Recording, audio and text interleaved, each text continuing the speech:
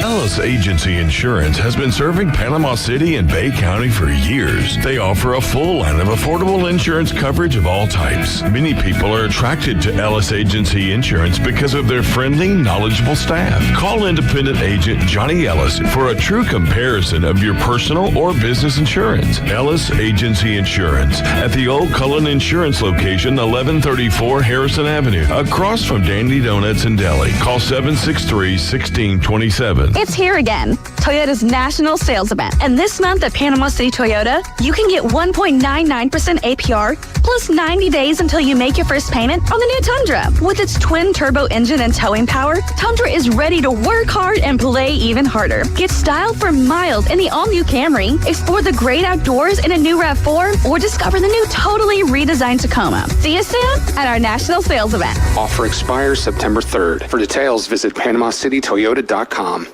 Are you hungry for authentic Mexican cuisine? Then come to El Rodeo Tequila Bar and Grill, where we serve up the freshest, most flavorful dishes on the beach. El Rodeo Tequila Bar and Grill, a great location, comfortable atmosphere, and happy hour from 3 to 7. Buy one, get one free, regular margaritas and 12-ounce house drafts. And you're going to love their lunch specials Monday through Friday from 11 to 3. Plus, live music Wednesdays and Saturdays starting at 5:30. El Rodeo Tequila Bar and Grill, Thomas Drive, across from the Navy base. Did you know that fees associated with real estate closings are virtually the same from one title company to the next? So what sets South Oak Title apart? Effective communication, customer service, expertise, and technology. If you're buying or selling real estate, refinancing a residential or commercial property, tell your realtor you want to close with South Oak Title. South Oak Title, with locations across the Southeast, including Panama City Beach, Inlet Beach, Destin, and Fort Walton Beach. Visit them online at southoaktitle.com. Meet Cheryl. Hey. She's on vacation and lost in the moment. Unfortunately, so is her Chase debit card. It's gotta be somewhere. Maybe she lost it at salsa night. These skirts should have pockets. Or maybe she lost it at Pilates. 3 and 2 and... But she's not worried. With the Chase mobile app, she can lock her card till it turns up. Tools that help protect. One bank that puts you in control. Visit chase.com/checking. Chase, make more of what's yours. Chase mobile app is available for select mobile devices. Message and data rates may apply. JP Morgan Chase Bank and a member FDIC. Shelby's Walk Foundation is named after my daughter Shelby, who killed herself on December 24th, 2019 from the unhealed trauma of being raped at age 11. The mission of Shelby's Walk Foundation is to change the ending by creating opportunities for new beginnings by funding holistic trauma healing for anyone who reaches out. My daughter's story can be read at shelbyswalk.org. Please visit shelbyswalk.org to donate or to volunteer or to reach out for more information. Thank you very much. WPLQ Port St. Joe, WGSX Lynn, powered by Panama City Toyota. ESPN Northwest Florida. It's the next evolution of sports talk radio. The biggest stories and the biggest reactions. Now. And now we're taking... With the first pick. This is the last ball you got in the bag. The Inside Drive. From college to the pros, interviews with the newsmakers, sports betting, your phone calls, and more. And now, The Inside Drive with Ryan Mulvey. Broadcasting from the Bill Kramer Chevrolet Buick GMC and Kramer Marine Outdoor Studios on ESPN Northwest Florida. They want me, damn hot, they all on me. Back then they didn't want me, damn hot, they all on me. Back then they didn't want me, damn hot, they all on me. And good Tuesday morning. You're listening to The Inside Drive live here on ESPN Northwest Florida. 104.3 Panama City Beach, and all of Bay County, where you can get out on and vote today for Super Tuesday. Primary stuff going on, sheriffs, all sorts of seats are open out there. Early voting ended this weekend, and today is the day to vote. Should you want to exercise your constitutional right while you still got it. You can also listen to us on 101.9 in Port St. Joe. You can watch, listen, like, comment, subscribe, share, follow. That is Facebook, Twitch, and YouTube. Just search it up, ESPN Northwest Florida.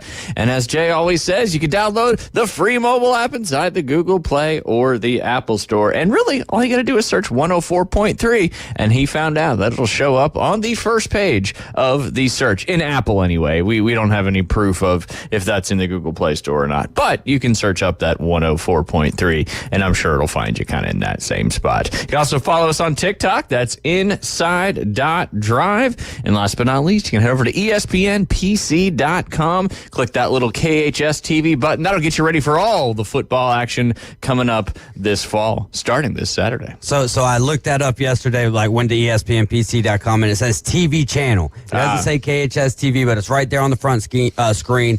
Click KHS or click TV channel. It'll take you to... And it'll take you there, yeah. And if you have any issues with that, you can text us at 850-215-6290, and we'll get you in touch with someone who can help you step by step and all that good stuff. There you go. But you're going to want that before the football season starts, y'all. It starts this Saturday. I actually built our first box for week 0 for our Pick'em coming up. Don't even know what the final score was from the basketball, but you were up by 30, 40, 50, something like that. Let's get ready for year 2, baby. I know. I feel like it's probably going to go the same way. Nah. You never know. You never know. Maybe Jay will come out of nowhere and actually show up for shows and maybe get some pickups in there. But anyway, I do want to give a shout out to our good friend Keith Dimmick. He won gold in the Regional Special Olympics bowling tournament, and he will go to Orlando again coming up this September. Big shout out to Keith Dimmick. Good stuff there, Keith. And update on our Braves playoff push. Braves weren't in action yesterday, but some bad news. Austin Riley, that's his second time going out this season. Actually, now that I think about it, yeah, he did take a little stint on the IL, but this one's going to be a little bit longer. May not ever see him again. They're at 6 to 8 weeks. 6 to 8 weeks, That's backing up right against the postseason. And Braves right now still holding that game down to a game and a half ahead of the New York Mets in the wild card. But a huge series coming up the next 3 days right here on ESPN Northwest Florida. They can make a dent in that 7-game lead. Or they could fall even further back. That's kind of the double-edged sword. You've got the opportunity to make up some ground, but if Philly beats you all 3 games, now all of a sudden maybe the Mets take the tie in that spot there. Yeah, you're right about that, man. Let's hope that that's not how it works out. So we will find out as we get into the games tomorrow. Yeah, absolutely. It's going to be exciting, no doubt. But here we are. It's almost September. Baseball's winding down. Football's getting going, and really looking forward to a little random news this morning coming out from the world of tennis. But number 1 player currently in the world, Jannik Sinner, he tested positive twice for an anabolic steroid in March. He will not be suspended after the International Tennis Integrity Agency on Tuesday determined that the banned substance entered his system unintentionally through a massage from his physiotherapist. He said, I will now put this challenge and deeply unfortunate period behind me, Sinner posted on Instagram Tuesday. I will continue to do everything to ensure I continue to apply with the ITIA's anti-doping program and have a team around me that are meticulous in their own compliance. Sinner won the Cincinnati Open on Monday. It will be among the favorites at the U.S. Open, which starts in New York next week. So, yeah, just got to be careful what you're getting massaged with, I guess. I need to go find me a new physiotherapist so maybe they can hit me with some anabolic steroids. Get you back. Yeah, get you back. There you go. I've never been there in the first place. I thought, and maybe I read it too quickly earlier, I thought that he had to give up something because of that. He avoids the ban, but I feel like it said in maybe here, his number 1 ranking? Or it gave up the prize. Okay, here he is. He was provisionally suspended because of those test results, but he successfully appealed and he was allowed to keep competing on tour. However, he will lose the 325,400 points he earned at the tournament in Indian Wells. So there's these guys tennis is like golf. They make so much money. It's 350,000 for him is probably dropping the bucket. Points or money? Well, he lost money and points. $350,000 and 400 points or something like that. The points may hurt him more. I don't know. But tennis news. Just figured it was nice. Yeah, I love it, man. Always deeply entrenched in the world of tennis. It's good sleeping. Yeah, little metronome action. And then you wake up with those screams. You're like, whoa, what am I watching right now? What time is it? What are we doing here? Oh, man. Good stuff. Couple NFL news, and it's going to bring me to my poll question when I get to the third piece of it. But Washington, not surprising, officially named Jaden Daniels as their starting quarterback, which was kind of funny because he was the only one that kind of seemed surprised. Denver likely to do the same with Bo Nix very soon. Chargers quarterback Justin Herbert returned to practice for the first time since suffering a foot injury earlier in training camp. Plantar fascia, I mean, that's not good. Yeah, not it's at all. very common. Very, very common stuff going on there, that plantar fasciitis. And I did mention yesterday about Tua Tagovailoa and the interview we had. Now there's a lot more stuff I can actually kind of read it in verbatim. And it's going to bring me to my poll question. But he sat down on the Dan Le Batard show on Monday and was interviewed. And he was very, very specific about the stark contrast between the styles of his current head coach, Mike McDaniel, and his former head coach, current Vikings defensive coordinator Brian Flores. To quote Tua, he said, "Well, to put it in the simplest terms, if you woke up every morning and I told you suck at what you did, you don't belong, you don't belong." I have the clip if you want to play the clip. Play the clip. That's way easier than me trying to read it because I don't want to digest it with you. All right, just give me one second here to get everything pulled up, and because I had this ready to go for yesterday. So nice. Yeah, well, to put it in simplest terms, if you woke up every morning and I told you suck at what you did, that you don't belong doing what you do, that you shouldn't be here, that this guy should be here, that you haven't earned this right, and then you have somebody else come in and tell you, dude, you are the best fit for this.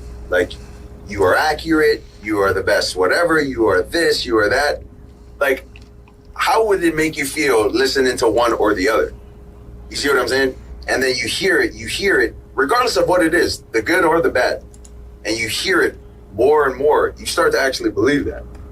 I don't care who you are. You could be the president of the United States. You have a terrible person that's telling you things that you don't want to hear, or that you probably shouldn't be hearing.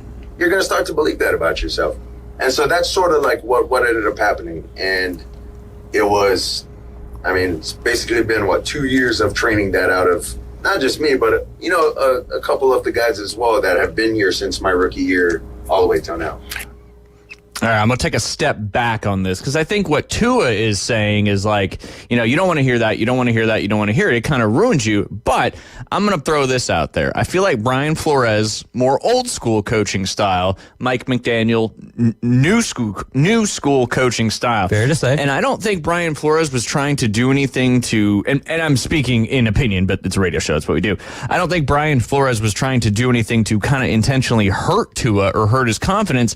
I think he was using more of the older style of negative reinforcement coaching, like, hey, you suck, and maybe that, that pushes you to do better, because that's kind of the more old school mentality versus the younger guys nowadays. It's all about positive reinforcement, and you can see it, you can hear it from Tua's voice. He obviously didn't respond well to the negative reinforcement, which, is it good, bad, and I don't know. It's part of what's been in sports and coaching and for a long time, versus what McDaniel was saying, hey, you're great, you're perfect for our system. And I think there's maybe a place for both, but I think from how I look at it, I don't look at it as, I think Tua is saying like, this guy treated me like crap, and this is how it was, but I kind of take the step back, and it's almost like Brian Flores was hard coaching Tua to get him better, but that wasn't the style that Tua responded to, so maybe Flores should have took a seat back or a step back from that. It's so hard to really not digest this, but who's in the right and who's in the wrong, because you're right. I think, different coaching styles.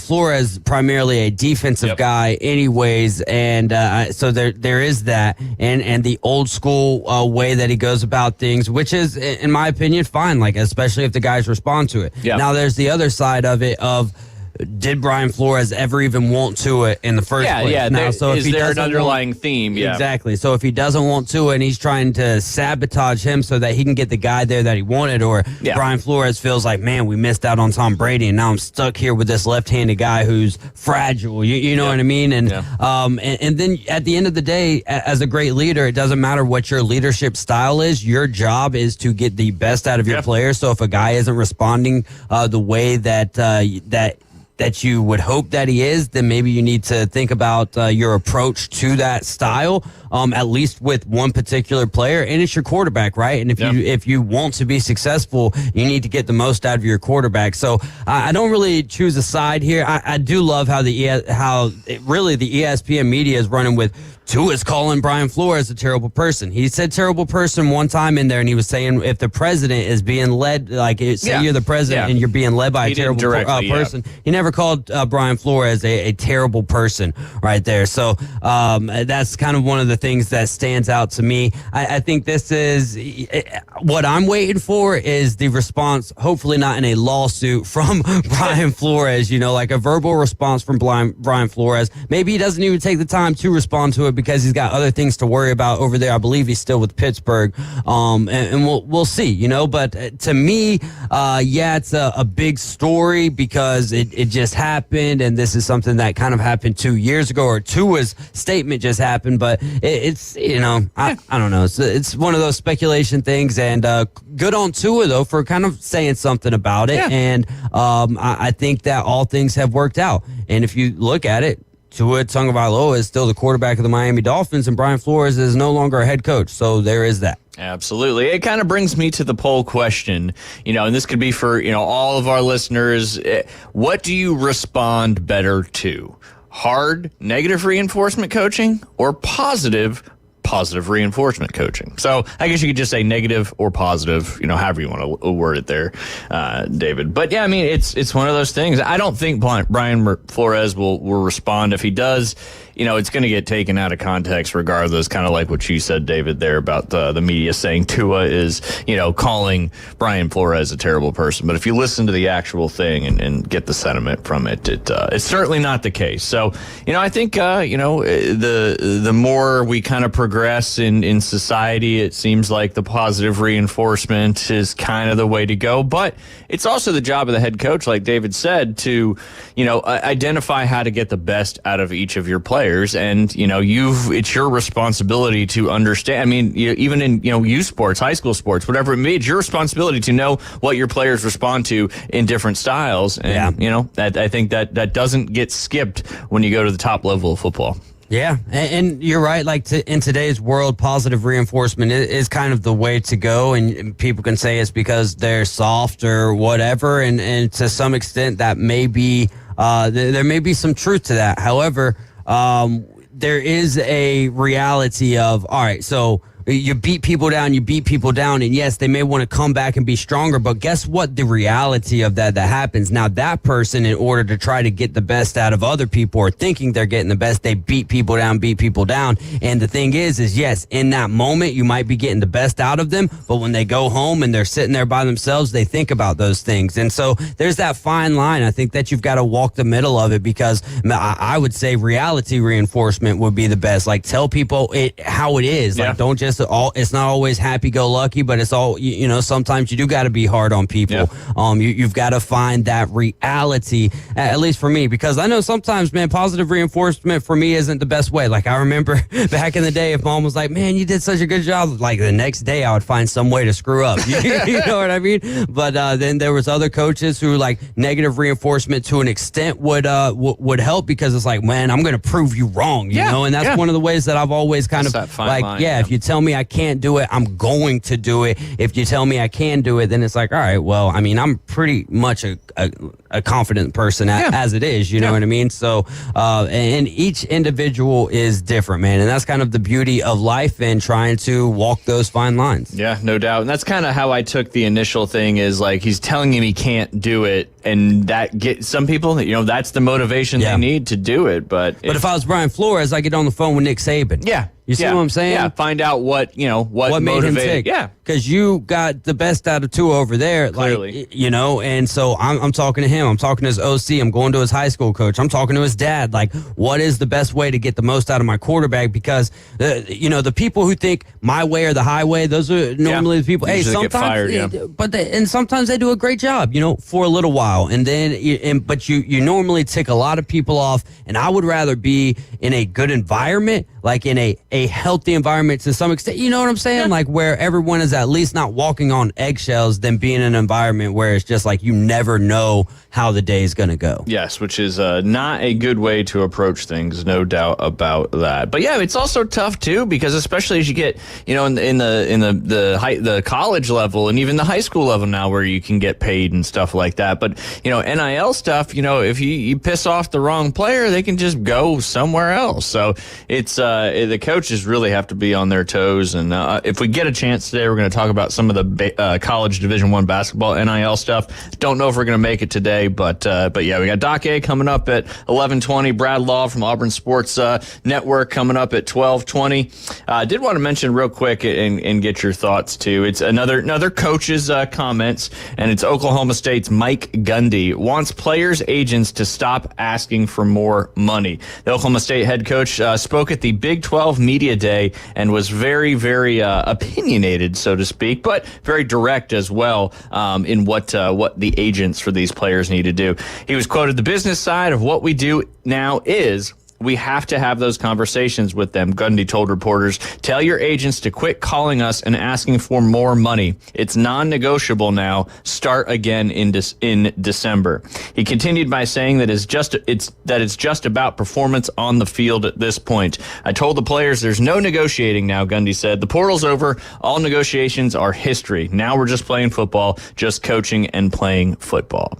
It's sad that this is a part of the college football world. It's leaking down into the high school football world. Yep. It's sad that he's got to say anything like this because, technically speaking, this isn't anything that the school should be dealing with. They should be having to talk to the boosters about this and all of that kind of stuff. I wish it wasn't even boosters. I wish it was just businesses in the area, and then the agents aren't having to bother a football coach who's got 1,000,001 things on his plate, and now you want to bring up, well, listen, Ollie over here is probably going to run for 1,500 yards. Don't you think he's worth another $150,000? Like, that junk is ridiculous, man. That's what the NFL is for, and yes, you should be able to make money off your name, image, and likeness. That kind of stuff, though, shouldn't be from the school necessarily as much as it can be from the other endorsements that you can make. Yeah, it just continues to be wild, and I know they're really pushing hard this year on it's still college football. The game is still awesome, which it is. But it's just changed so much. And, and you mentioned the NFL. And, yeah, that is part of the NFL. But once you're under contract, you're under contract. Yeah, unless you want to hold out. Unless you want to hold out. But then once the season starts, you're either in or out. So that brings Jamar Chase. That's a while. I don't have time to talk about that yet. But, man, what if he just doesn't get the extension and he just decides to – would he really not play? You think they're that? Man, I swear. Because if I was 2 years left, I would. If I was a GM and you start talking like that, it's like, all right, well, we're going to see what we can do with you. Yeah. And we don't want you to play, honestly. And it's wild to say that, right? Because it's like, that's Jamar Chase. I know, but man, hey, we got to figure it out, right? If our quarterback's as good as we think he is, then it's going to work out. What's the big name receiver over there for the Kansas City Chiefs? Somehow they keep on finding a way. Why is that? Because their quarterback really is the real deal. Yeah, he's got Travis Kelce, but he lost Tyreek Hill 2 years ago, and what happened? It won back-to-back Super Bowls. Two Super Bowls since then. So maybe Tyreek Hill was the issue. Nah, I'm just kidding. I'm just kidding. But yeah, I didn't mean to go on that tangent. That wasn't even one of the things I was going to bring up. But I just think it's like because the Bay Point Fantasy League, one of the gentlemen that's in the league, I was trying to get some more people's keepers because we do a keeper league, and he was like, "Who should I keep? Jamar Chase?" And I was like, I don't see how he could not be playing, and you can't afford to not have him be your keeper. But what if he doesn't play? What's y'all's rules on keepers? Like, when do you have to have them in by? So it's an hour before the draft. Okay. But so this is our second year of having keepers. So if you kept your keeper from the 2022 season to 2023 and you keep that same keeper, that takes your first round pick. Gotcha. If you keep a player from last year's roster that wasn't your keeper, it takes the round that you drafted him in. And then if you keep a waiver wire pickup, it's your last round pick. Yeah, so we've got it to where, you can only keep a keeper for a year anyways. Okay. But you got an hour until draft or right up until the draft to put your keeper in. And some of the guys in the league are like, man, we should have our keepers already set for our draft prep and everything. And yes, I'm making fun of you guys that are.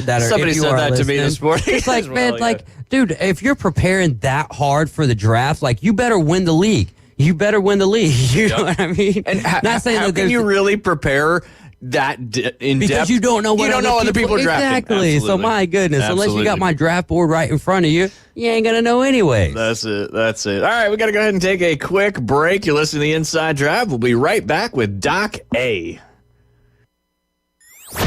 Are you ready to go under the lights?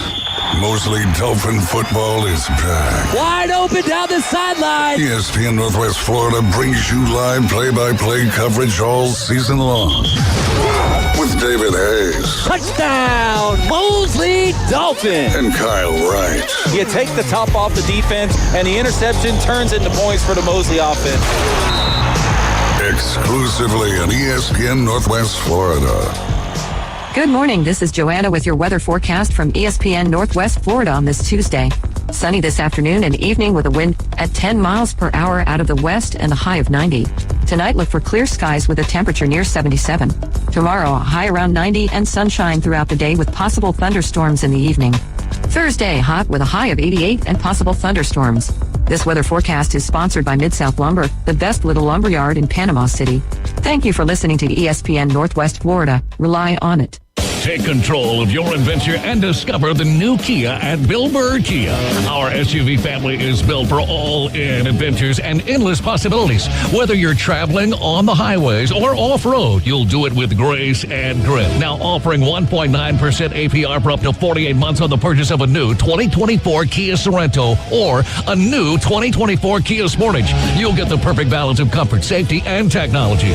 Bill Bird Kia is the home of the 20-year, 200,000-mile warranty. Stop by and see us at 2435 East 15th Street or anytime at BillBirdKia.PanamaCity.com. The road is yours in an all-new Kia from Bill Bird Kia. Offer from Kia Finance America for the purchase of a new 2024 Kia Sorento or 2024 Kia Sportage with $2,165 per 1,000 financed at 48 months. Quantities limited. No down payment required. Cannot be combined with other finance offers. The 20-year, 200,000-mile warranty is a Bill Bird Kia warranty. See dealer for complete details. Offer for well-qualified buyers must take delivery from dealer stock through 9/3/24.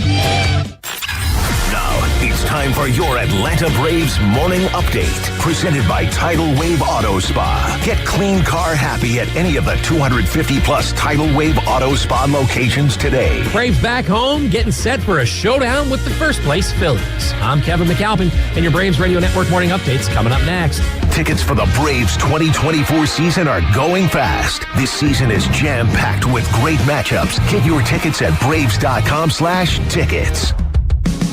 Fresh off a 6-4 West Coast road trip and their first off night in 2 weeks, the Braves now turn their attention to their rivals from the city of brotherly love as the Phillies come to Atlanta for the first of a 3-game series tonight at 7:20 Eastern. Braves wrapped up their 10-game trip with a win in Anaheim on Sunday afternoon and had last night off and now look forward to welcoming Reynaldo Lopez back to the rotation as Lopez gets the start for the Braves in Game 1 against Philadelphia. Game 2 on Tuesday night will feature Aaron Nola and Max Fried, while Thursday evening's series finale will see Spencer Schwellenbach going for his 5th Major League win. Braves enter play 7 back at Philadelphia, and you can hear all the action of the Braves and Phillies live from Truist Park right here on the Braves Radio Network. Ford Leadoff Show kicks off tonight at 6:05 Eastern with the first pitch from Truist Park at 7:20 Eastern, 6:20 Central. I'm Kevin McAlpin, and this has been your Braves Radio Network morning update. Live from the Bill Kramer Chevrolet Buick GMC and Kramer Marine Outdoor Studios. And now, Doctor, my eyes. Doc A joins the Inside Drive. It's just what the doctor orders. Oh, doctor! Talk to your doctor before use. ESPN Northwest Florida. Hey, And we are back. You're listening to the Inside Drive live here on ESPN Northwest Florida. It is Tuesday, and that's my favorite intro that we have out there here on the Inside Drive. You need to tune in because it's Doc A time. He is doing daily podcasts now for Sports Ethos. You can check them out on Twitter or just go to sportsethos.com. Doc A, how are you doing on this a little bit cooler, drier Tuesday? Dude, it sort of feels like fall outside, sort of. It does. I mean, it's down here, it's still in the 90s, but man, in the shade and the air being dry, little breeze, it kind of felt that little football-ish weather, maybe some could say. Probably a false alarm, and maybe this happens every year when Jay's birthday rolls around. That's true. I'm telling you, I drove around with the windows down last night, and I got kind of fired up. I was excited. It was cool. It was a little crisp. And, I think College Game Day, is that happening this coming Saturday or weeks from Saturday? No, this coming Saturday in Ireland. Well, here we go, man. It's finally here. It's funny. I was sitting here today like, oh, man, I wonder what we're going to talk about on the show today, because there's like nothing going on except the Braves are super injured and football's not quite here yet. And I don't know. I better find a good story to tell because there's not a lot to talk about, but I really don't have one in my head. So hopefully it'll work out. But happy birthday, Jay. Yes, he had a birthday yesterday, and apparently today he had more important things to do than come to the show. So he gets it. But no, he's still trying to he's coaching golf again this season. He had some meeting with the FHSAA, so we let him get a pass for today. But I will big doings. He's kind of a big deal, and he's hoping to make some stuff happen there with the Arnold Marlins, both the boys and the girls team, as the girls team has a really, really good golfer on their team as well. But you're talking about stories. I'm going to continue our Buc-ee's conversation from last week, because I don't know if you saw the news, but the Buc-ee's up there in Athens, Alabama, back on, I think this was on Saturday night. But I had a little concert. Yeah, country singer Keith Urban decided just a few hours to give everybody a notice about a free concert in the parking lot of a Buc-ee's. That just shows you how big Buc-ee's are, that you can hold a concert in their parking lot. About 5,500 people showed up for the show in Athens, Alabama. That's about 100 miles south of Nashville. Athens Police Department Brett Constable said the concert was outside of a Buc-ee's, a chain of roadside stores known for barbecue. They're known for way more than barbecue, in my opinion. Keith Urban said, I came down to this Buc-ee's about a month ago, and when I left, I went, yeah, it'd be kind of fun to do a show there. Urban told the crowd before the concert, and this is some pretty cool stuff. Urban said his caveman brain told him it would be fun to set up a little stage for a small audience. I swear to you, I thought it'd maybe be 100, 200 people, Urban said in a video, showing the larger crowd of over 5,500 people. People started gathering hours before the show. I was at work, and we heard it on the radio. There was going to be a surprise concert at the Buc-ee's in Athens, and I was like, oh my gosh, it's on my way home and it's 15 minutes from my house, so I couldn't believe it, said Cindy Wilson as she told Fox 54 WZDX TV in Huntsville. While he was at the store, Urban also worked behind a food counter. A video showed him wearing a Buc-ee's t-shirt and an apron as he poured barbecue sauce on some brisket and chopped the meat into smaller pieces. So there you go, Doc. We talked about Buc-ee's last week. Maybe Keith heard it on the show, and boom, Keith Urban throwing a free concert. Pretty cool. It's funny that you mentioned that, because my father, of all people, sent it to me on Facebook, and he's like, thoughts? He didn't say anything about it. He just said thoughts, because he knows I'm sort of like obsessed with Buc-ee's, and I did read that comment, like Keith Urban's like, oh, I thought maybe 100 people would show up. Yeah, I'm like, right. No, Keith Urban, man. No, you did not. I mean, if he announced it maybe 1 minute before he started playing, there might be 100 people there. Because it's Buc-ee's. I mean, there's already 1,000 people there. Yeah, there's already 500 cars in their parking lot, so Oh man! But anyway, I just thought that was interesting little tidbit about, and that's great for Buc-ee's. I mean, not that they need the attention because pretty much everybody in the South knows about them at this point. But that's certainly a way to get some more attention for their giant stores. No doubt about that.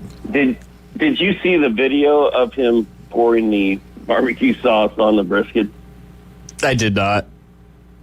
I saw it. It was pretty good. He actually kind of looked like he knew what he was doing back there. He had a huge ladle full of sauce, and he walked across the room with it and kind of poured it. It was actually well done. I thought he did a great job. So, but man, thank God I wasn't at Buc-ee's when that happened. That would have been nuts. That would have been nuts. Right there in Athens, Alabama, not too far. And that's my Buc-ee's. That's the one we stop at. Nice. That's not too far from where my wife grew up there in North Alabama. So, and okay. I have not been to that one. I wonder if there's somebody that's done like the Buc-ee's, got like the stadium, tried to go to every baseball stadium. What if anybody's tried to do every Buc-ee's? Because there's like 50 in Texas, so it might be tough. All right. Dude, all you got to do is give me, I don't know, have somebody give me $1,000 and a rental car that they pay for, and I'll do it. And we'll document the whole thing. We'll go on a Buc-ee's tour. I'll do my podcast and my show from the road, and we will hit every Buc-ee's. We need to somehow make that happen because that would get a lot of attention. I really think it would. Like, not even being sarcastic. I think that would be no, it probably would. It's a great idea. Well, to really do it, somebody needs to give you like one of those, $1 million RVs, and then somebody drive for you. So then, you've got the whole lifestyle. You got somewhere to sleep. You don't even have to, stay at hotels. You pull in with the RV. Are you allowed to bring an RV into Buc-ee's? I know Jay was very anti tractor trailers last week. I think RVs are allowed. I mean, it's sort of like built for the RV experience, but I don't recall seeing RVs in Buc-ee's parking lot. But maybe we should just take the whole drive show on the road. I like that. All of us just get into an RV, and I'll do my show, and you do your show, and we'll all do it together on Tuesdays. And I think it would be amazing. And surely we can find somebody to sponsor that. I would think so. I mean, heck, maybe Buc-ee's would sponsor it. I mean, we are promoting them, so. But yeah. Yeah. No, we got it. That's if somebody's got some time and some effort, I mean, that would be something, because really it's Texas, it's Alabama, a little bit of Florida now, South Carolina. You don't have to go too far. I don't have the list of all the places in front of me, but Texas itself would be a journey, because there's quite a few there in Texas. But all right, that's enough for Buc-ee's for one day. But just my dad is listening to the show right now, because I just got a text, and he's like, "You mentioned me 2 weeks in a row. Like, what is going on?" So apparently, I didn't even tell him today what's happening. He set an alarm. I taught him how to set an alarm in his phone, and he's got to drive on his alarm clock now. So we got you a new listener. Man, that's awesome. That's awesome. Hey, maybe Pops could be part of the Buc-ee's tour as well. The Buc-ee's tour 2025 coming up. Yeah, perfect. Now we got a driver. Now we just need somebody to get us an RV. First, we got to find out if we can legally go to Buc-ee's in an RV, and then go from there. It's all coming together here in these quick 5 minutes that we've been talking. So, all right, Doc, I'm going to ask you a sports-related question, specific to your wheelhouse, and that's fantasy basketball. Like, we talk a ton about fantasy football. We have Keith on every Wednesday. We've got fantasy football drafts coming up with ESPN Northwest Florida this Sunday. But on the basketball side of things, like, what are some of like the draft strategies? Like, I know in football, you're trying to, you don't have to try to go all in on running backs. That's kind of changed over the last 5-6 years. What does it kind of look like on the basketball side, especially if I'm going to be joining a league with you guys? I need a little bit of insight. A couple of things on that before I get into that actual question. Keith is coming on my show next week. In that whole circle of life about how we all know each other is very interesting, which is a story for another time. Yeah. And the strategy in football, for me, you're more looking at positions, and you want to take the best player at that position when it's your turn, because because everything is broken up by positions. Whereas basketball, so many of these guys play so many different positions. Yeah. I'm not as focused on, oh man, I got to get 2 elite wide receivers early. I think that the most important thing to get early in basketball drafts are assists, because point guards, the good ones, there aren't that many, and there aren't that many guys that get Trae Young and guys like that type of Luka and Trae Young and Tyrese Halliburton, like those guys all get double-digit assists. So if you don't get at least 1, and if not 2 really good point guards before the end of round 4, you're going to have a huge assist problem. Gotcha. Now, the other difference between basketball and football is basketball has like 5 different scoring systems. There's rotisserie, there's points, there's head-to-head categories, there's just all this different stuff. So in a points league, positions don't matter at all. But if you're in a league where positions do matter, I would focus on getting point guards early. But the main thing that I do personally is I don't really worry about positions in basketball. I just want the best players available, or in my case, I want the guys that are on my list, because I have this whole my guys thing where I reach for my guys early. Gotcha. What is the rotisserie? I feel like we're talking about Buc-ee's again. It's a chicken cooker at Buc-ee's. It rotates. Yes. Boston Market was famous for those. Right? Well, the rotisserie chicken, rotisserie baseball was the first form of fantasy sports that we know of, and I can't cite the year, but these dudes who did the first fantasy baseball league did it in a rotisserie chicken restaurant in New York City, and therefore they called it rotisserie baseball. Wow. And so the websites Roto World and Roto Wire and Dr. Roto and Talented Mr. Roto, all those Roto nicknames are all based on the word rotisserie, which really has more to do with chicken and food than it does sports. But it became rotisserie baseball. And that scoring system, you're not really playing against other people every week like you do in football. It's a season-long. If there's 12 people in your league and your team racks up the most assists for the entire season, you get 12 points. And then if you're second, you get 11 points. Third gets 10. Last gets 0. And you do that for every category that you're scoring in. And then the person with the most total points wins. Gotcha. So that's kind of the original form of fantasy baseball. A lot of people think that baseball should be played in rotisserie style and that basketball and football were meant to be head-to-head.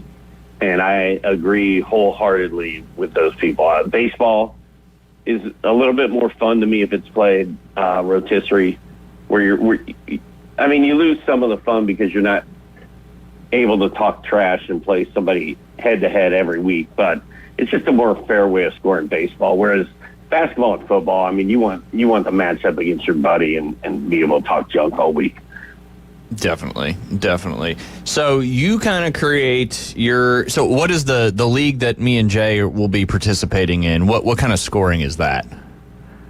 I'm brand new to Sports Ethos as well. I've done about 100 episodes of this podcast with them. And breaking news, we just brought on Rick Kamla of NBA TV and SiriusXM radio fame to join the podcasting squad there. We've put together an all-star team, but I assume our league is going to be a standard, like it'll be 8 categories, no turnovers, head-to-head. Okay. Head-to-head league. So if you get more assists than Jay when you guys play each other, then you get a point in the assist category. If he scores more scoring points than you do, then he gets a point. And if you get more rebounds, then you win rebounds. And if there's 8 categories, your score could be 8-0 or 4-4 or 5-3 or whatever. Gotcha. So it's basically category head-to-head. Yes, that's what I believe it will be. Okay. Yep. So that'd be kind of new for me because I did baseball for the first time with David Hayes and a bunch of our listeners, and that was kind of similar to football a little bit because it was points, and the most points in each matchup, wins the matchup, and your cumulative points kind of keep going all season for the tiebreakers and stuff. So, but I'm definitely... And that's the way my baseball league that I'm in, that I won last year, and I'm doing pretty well in this year, it's like that. And to me, there's really not a lot of strategy in that. I'm just collecting as many pitchers as I can get, and because they score the most points in the format we're playing, and I'll find any pitcher that is going to be starting anytime in the next week. I'll pick them up and put them on my team. It's a lot more fun to play baseball in a roto setting, I think.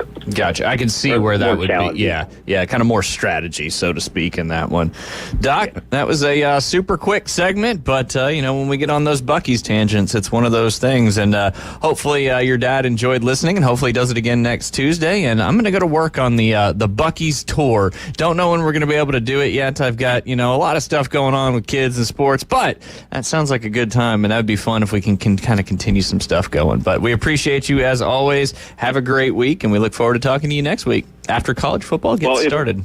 If Buc-ee's is listening, I really don't have a real job right now, so I'm good. I can go on the road for 3 months and without missing a beat. So let's do this. Perfect. Yes, we're going to make this happen, and then we'll get a Buc-ee's close here to Panama City Beach, and it can culminate down here on the Gulf Coast. All right. Thanks for having me on, man. All right, take care, Doc. Always good to talk to you. You guys listen to the Inside Drive live here on ESPN Northwest Florida. We'll be right back. Take ESPN Northwest Florida with you everywhere you go. Anytime, anyplace, anywhere. The sports talk and live play-by-play doesn't have to end when you get out of the car. The ESPN Northwest Florida app streams your favorite sports talk hosts and the biggest games in ultra-high fidelity. This is of utmost importance in travel. Take the sports talk monster with you anywhere you go. Available for Android and iPhone. Use it anywhere or any place. It's time to pick your path and go big, go bold. You can drive away in a new 2024 Telluride from Bill Bird Kia. The 2024 Telluride protects what matters, and it's built for the long haul. Its technology will connect with confidence, and upscale all-around rugged look will take you onto your next adventure. The road is yours. Bill Bird Kia, the home of that 20-year, 200,000-mile warranty. Stop by and see us at 2435 East 15th Street or anytime at BillBirdKiaPanamaCity.com. 20-year, 200,000-mile warranties and Bill Bird Kia warranty. You owe the IRS back taxes, and dealing with the IRS stresses you out. Fortunately, IRS Problem Relief can help you resolve back taxes and represent you to the IRS so you don't have to face them alone. Last year, IRS Problem Relief saved clients drowning in tax debt, and IRS Problem Relief is a local company right here in Panama City, not some 800 number where you can never talk to the same person twice. Put those problems behind you so you can focus on moving forward. Call Edward Corey with IRS Problem Relief, 850-784-8176. For a free consultation, call Edward Corey with IRS Problem Relief. It's 850-784-8176 or visit irsproblemrelief.com.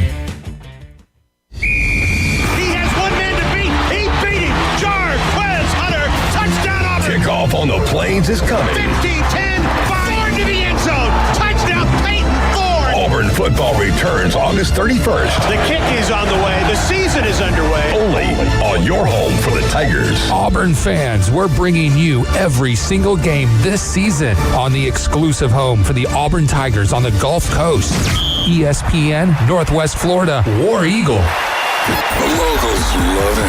You're gonna love this. You are my favorite. It's my favorite. Everybody's favorite. The Inside Drive with Ryan Mulvey. Live from the Bill Kramer Chevrolet Buick GMC and Kramer Marine Outdoor Studios on ESPN Northwest Florida.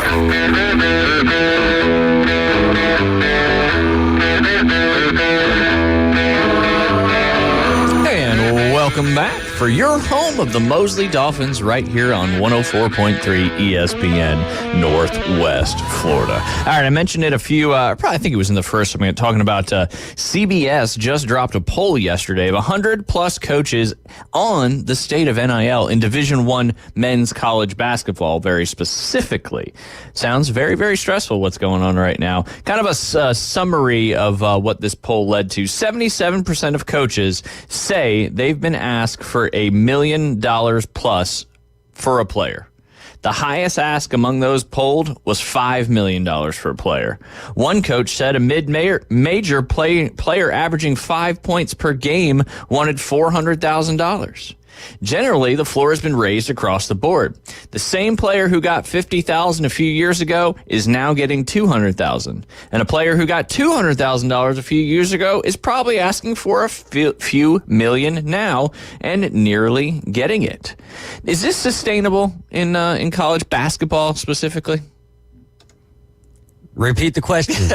Jay, we got to have Jay here in some I know, right? I know. You got stuff to do. But no, just basically the NIL in college basketball, I mean, players are asking, 77% of coaches said $1 million plus for a player. Highest was $5 million. 5 points per game player was asking for $400K.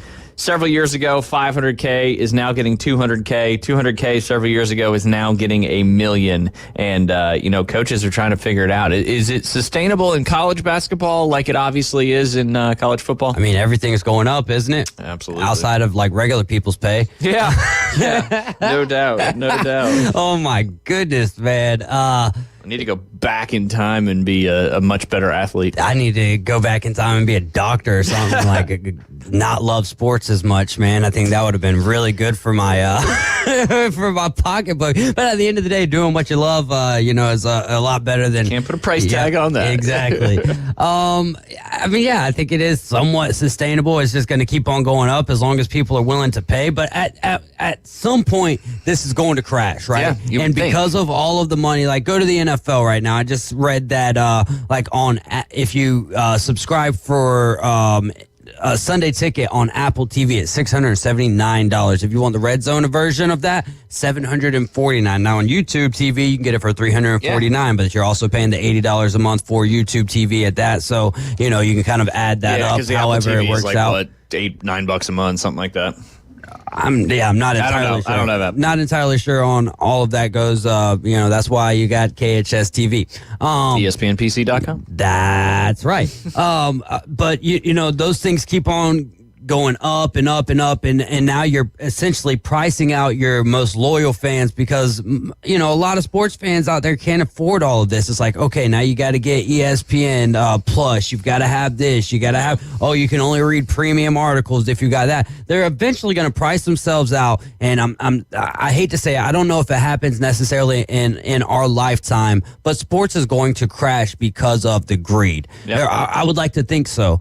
But then again, you look at the world in general, and it hasn't necessarily crashed yet because of the greed. So yet being the key word. Exactly, but it's sustained for a while. Yeah, no doubt. But I mean, how much money can these teams be worth? How much more money can you keep putting in? I heard somebody on the Dan Patrick show when I was on my way in this morning talking about the dream team that was 92, I think is when that happened. So 34 years later or whatever it is. Now you have the state now in the Olympics saying that this team might have been the best ever. Now, if we do flag football in the 2028 Olympics and we create the NFL Dream Team, what's it going to look like in 2060? And that's the same distance in time as the NBA Dream Team to the current Olympics from what we'll call the NFL flag football Dream Team, and then 2060 will be the same time period to be passed. But technically, for something to be the Dream Team, like if flag football just started out with NFL they had players, but they didn't wouldn't have be the same exact timeline,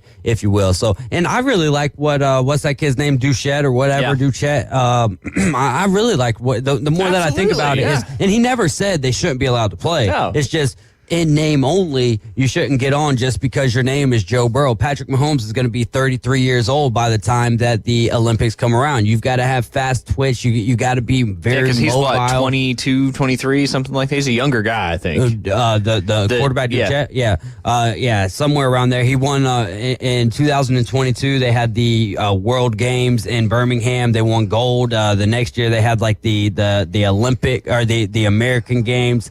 I think somewhere in Tennessee they went 7-0 right there. So he's been doing a great job for Team USA. And he knows how to play the game. Yeah, exactly. And we'll see what happens. Yeah. I think it would be very interesting for fans if the NFL players are playing. However, if they go out and win gold without NFL players, then I'm completely content with that. Yeah, absolutely, because that's really what matters at the end of the day. And I guess what I was kind of getting to in a really roundabout way is, what is sports even going to look like in 2060? Is football even going? Are we going to be playing professional flag football? Yeah. I mean, is it going to pivot from that to flag? I think here's the thing, though. As long as it's happening at the youth levels. Yes. Right? As long as it's happening at the youth levels and there is a variation of pro sports. I mean, here's the other thing of what makes me think that it'll be a while before anything collapses is, all right, yeah, you've got the NFL, but you also have, all right, college football's making a ton of money, but you still have the UFL. Yep. You still have Canadian football. Like you still got people out there playing semi-pro football. Yeah. So as long as there's people with a love of sports, these things are going to continue to go on. The problem is how long can they sustain continuing to make more and more money? I mean, WNBA, what, $2.9 billion or $1.9 billion for an 11-year TV contract deal? Well, when they're getting that, so that means they got to charge their fans more. And at the end of the day, none of these things are happening. The sponsors and the advertisers are the ones fitting the bill, but why are they doing that? Because they believe that they're going to be able to make that money back from the people who are watching these games. Eventually, if people just boycott and say, you know what, I'm sick of it, man. I can't keep on paying you $100 more each year because at the end of the day, I'm taking food out of my daggone family's mouth. Yep, absolutely. I mean, I hated that it's, that it gets like this because it would be nice for everything to just kind of be affordable, especially in the world of sports where it affects so many people. Well, and sports is a distraction for so many people of what goes on in real life. So, I live in a distraction, bro. Like, for real. That's why I just people talk about politics and I'm just like, I really don't worry about none of that stuff because as it may affect me, not so much in the day-to-day life. And I tell you what, man, because there was that like 2016, I started kind of like, even before that, but 2016, I like started to dive into it. And I was like, man, I really want to know what I'm talking about when I had these conversations. Then I'm starting to get stressed out. Like, I'm done with that. So I don't care about it anymore, man. Like, whoever it is, whatever it is, that's fine and dandy because, as for me and my house, we're going to serve the Lord and that's about it, baby. There you go. Lord and football. Yeah. Goes hand in hand. Well, sports in general, no doubt about that. No doubt about it. But yeah, it's be interesting to see kind of how it, I mean, heck, in future we could just be watching. I saw something, somebody sent it to me. I think it was Ian. It was basically you go to a place and it's got almost like an IMAX theater. Yeah. But you're at a soccer match. And it just looks like you're there. You're sitting right behind the goal and you look around everywhere and you're at the soccer match. You're immersed in that. It's almost like 2020 COVID, like where you... Yeah. I mean, and we got all these VR headsets nowadays, like, and you can do that. When does it get to the point that people stop spending the ridiculous amount to attend games in person? I don't know, because it's still different and it's still the traditions, but it almost seems like generationally it's shifting, where the youngest are they going to continue going to, Florida State games like their parents did and their parents' parents did? Will there ever be a time where the generations stop? Caring's not the right word, but with everything how expensive, like you were just saying, how expensive it is to even watch games. It's expensive to go to games. It's expensive for parking, for, food, for the hotel, whatever you're going to do. Is there a point where the fandom and the loyalty starts to shift and it's not a priority? Could it be a generational thing? I guess so. But as long as there's people out there who are taken care of, doing things right by the people, even though it might be illegal. I think that kind of helps things out as well. Yeah, no doubt, no doubt. But it is interesting because you go to those games and for me, going to a game is the environment, the atmosphere, and everything. But I'm not gonna lie to you, like for as a guy who likes to keep track of as much as I possibly can and watch as many games as I can. Like there's sometimes I go to games and I'm like, dang, I wish I was at the house watching the game. You know what I mean? Yeah, so it's like going to a golf tournament, the Masters, something like that. I mean, you're locked into where you are. You may not know what's going on, and that's you're not even allowed to have your phone at the Masters. Well, at the Masters, you just you're limited on the leaderboard. But I was going to talk. We got off a little tangent there. I was going to talk about the odds of the first head coach fired in this upcoming college football season. So I'll just go kind of through them real quick. Who do you think's number one on the list with 4-1 odds to get fired first in this year's upcoming college football season? Across the board? Across the board. Across. Sam Pittman. No, he's number 2, but good guess. Billy Napier. Yep, 4-1, Billy Napier. 5-1, Sam I would have Pittman. Sam Pittman well above Billy Napier, just because here's the thing. All right, recruiting class, that's going to depend how they do. But they've got a very tough schedule. If Billy Napier, in my opinion, if he gets to 6-6, gets the Florida Gators to a bowl game with that schedule, I think he saved his job for another year. Yeah, no, I wholeheartedly agree. Sam Pittman, I think, man, you got to go 8-4 or better. Which is going to be hard, no doubt, with their schedule. Mario Cristobal, number 3 on the list with Miami, 6-1. Dave Aranda, 7-1 at Baylor. Clark Lee at Vandy, 8-1. I think, man, he's probably safe. Keep him there. And then Kalani Sitake from BYU is 10-1. Justin Wilcox from Cal, 12-1. And then you've got Pat Narduzzi from Pittsburgh, 12-1. Ryan Day from Ohio State, 12-1. How hot do you think that seat is for him if they don't win the Big Ten championship and make a good playoff run? See, I said last year, man, if he loses to Michigan again, there's no way that he can lose 3 in a row. But that's like the only game that he's losing. Yeah, and they're that's still true. getting into the college football playoff. I don't know. Who else do you bring in? You go back to Urban, man. I don't know.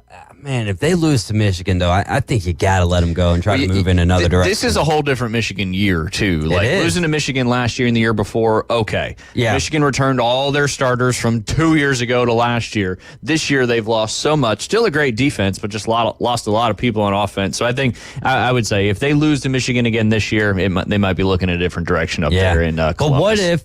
But what if they lose to Michigan, but they're still in the Big Ten championship and they win the Big Ten championship and then they go to the college football playoff and get to the semifinal, get to the quarterfinals? I think in that case they would have to win the national championship. I know, man. It's like the Alabama Auburn thing, right? Is if you don't beat Michigan.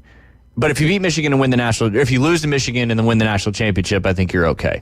But is it one of those things where the boosters and the people making Nick Saban didn't beat Auburn every single time that he played them? No. But how many national championships did he win in that stretch? Exactly. I think he's got a little bit of a pass there. But I just don't know how, you just hear from these schools, you got to beat Bama. That's how you keep your job at Auburn. Do you have to keep beating Michigan to keep your job? Gus Malzahn was pretty daggum good against Bama. Absolutely.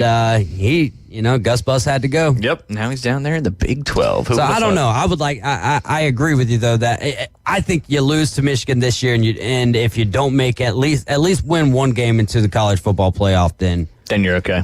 Losing to Michigan, losing in the college football playoff, you're gone. He's gone. All right, that's fair. Speaking of us, we're gone as we're going to take a quick break. When we get back, we'll do some afternoon delight debriefs without Jay, but I think we'll survive. You're listening to The Inside Drive on ESPN Northwest Florida. America's team plays here. And a rocket to right field. This thing is into orbit. The Atlanta Braves on ESPN Northwest Florida. Acuna, Ozzie, and Austin Riley lead the Braves' high-powered offense. Swung on, belted, deep right field. Get out of here, Ozzie. Home run. Ball game. The Atlanta Braves on ESPN Northwest Florida is sponsored by Brock's Pest Control. Store more portable buildings, reliable hydraulic solutions. Bill Bird Kia and Mid-South Lumber. This is Joanna with ESPN Northwest Florida. Here is your weather forecast on this Tuesday afternoon. The rest of the day, sunshine and 91 with a gentle breeze coming out of the west at 10 miles per hour. For tonight, clear skies and a low near 77. Tomorrow, sunny much of the day, but with a possibility of thunderstorms in the evening and a high around 91. For Thursday, a likelihood of thunderstorms and a high of 90. This weather forecast is brought to you by Earthworks of Northwest Florida. Thank you for listening to ESPN Northwest Florida. Rely on it. Hey folks, Chris Kramer with Bill Kramer GM. And the best place to listen to the Inside Drive with Ryan Mulvey is inside a brand new vehicle from Bill Kramer GM. And I want you to know we've got 10 times the amount of inventory on the ground as we did this time last year, and darn near all of them are discounted. So shop us online at BillKramerGM.com or visit us the corner of Frankfurt and 23rd. We'll make it easy and take great care of you. WGSX Lynn Haven, WVLQ Port St. Joe. Powered by Panama City Toyota. ESPN Northwest Florida. Los Rancheros has been doing it right for 20 years. Los Rancheros brings a top-shelf dining experience to you with the opening of their beautiful new building. Watch all college and pro games on Los Rancheros' 14 large-screen TVs with great drink specials daily from 2 to 5 and during all the games. Los Rancheros, the place for live sports and great food on 23rd Street between Jenks and Harrison.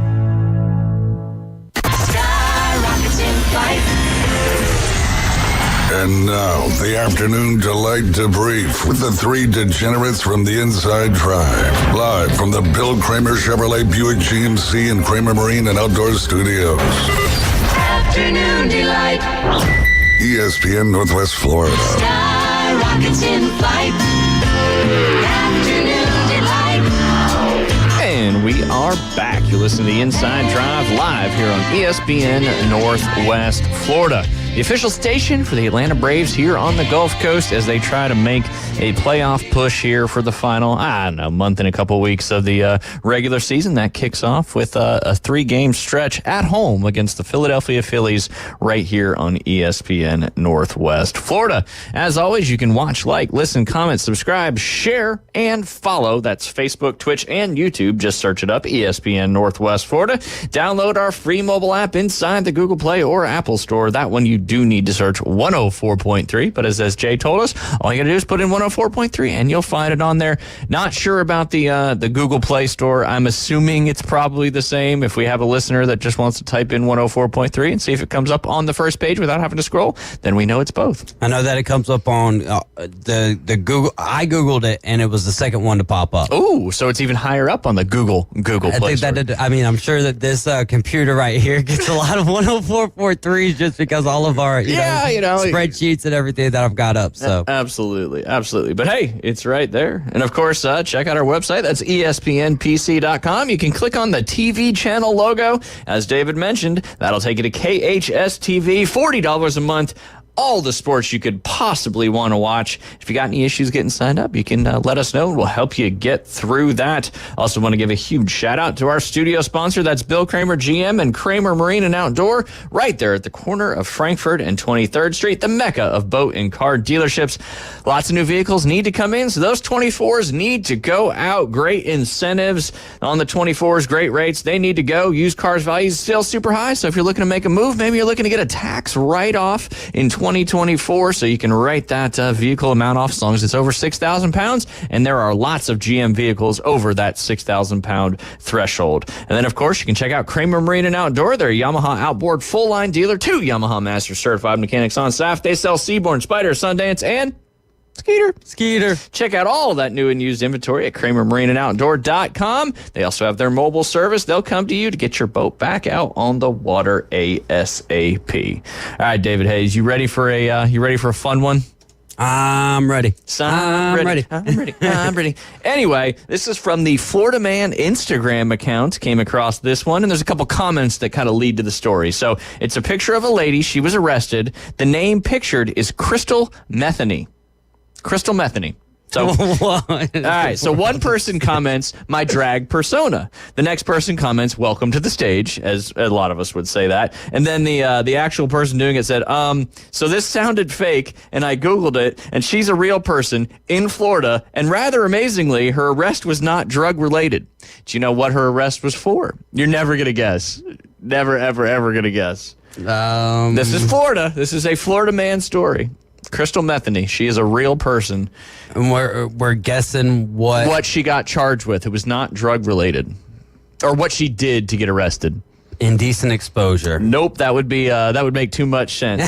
She shot a missile into a vehicle. Oh my gosh, GTA in real life. Absolutely, and then the last thing it says is Peak, Florida. Peak, Florida. So Crystal Metheny was arrested. Was arrested for shooting a missile into a vehicle. Oh man! If Jay was here on the show today, we'd try to maybe.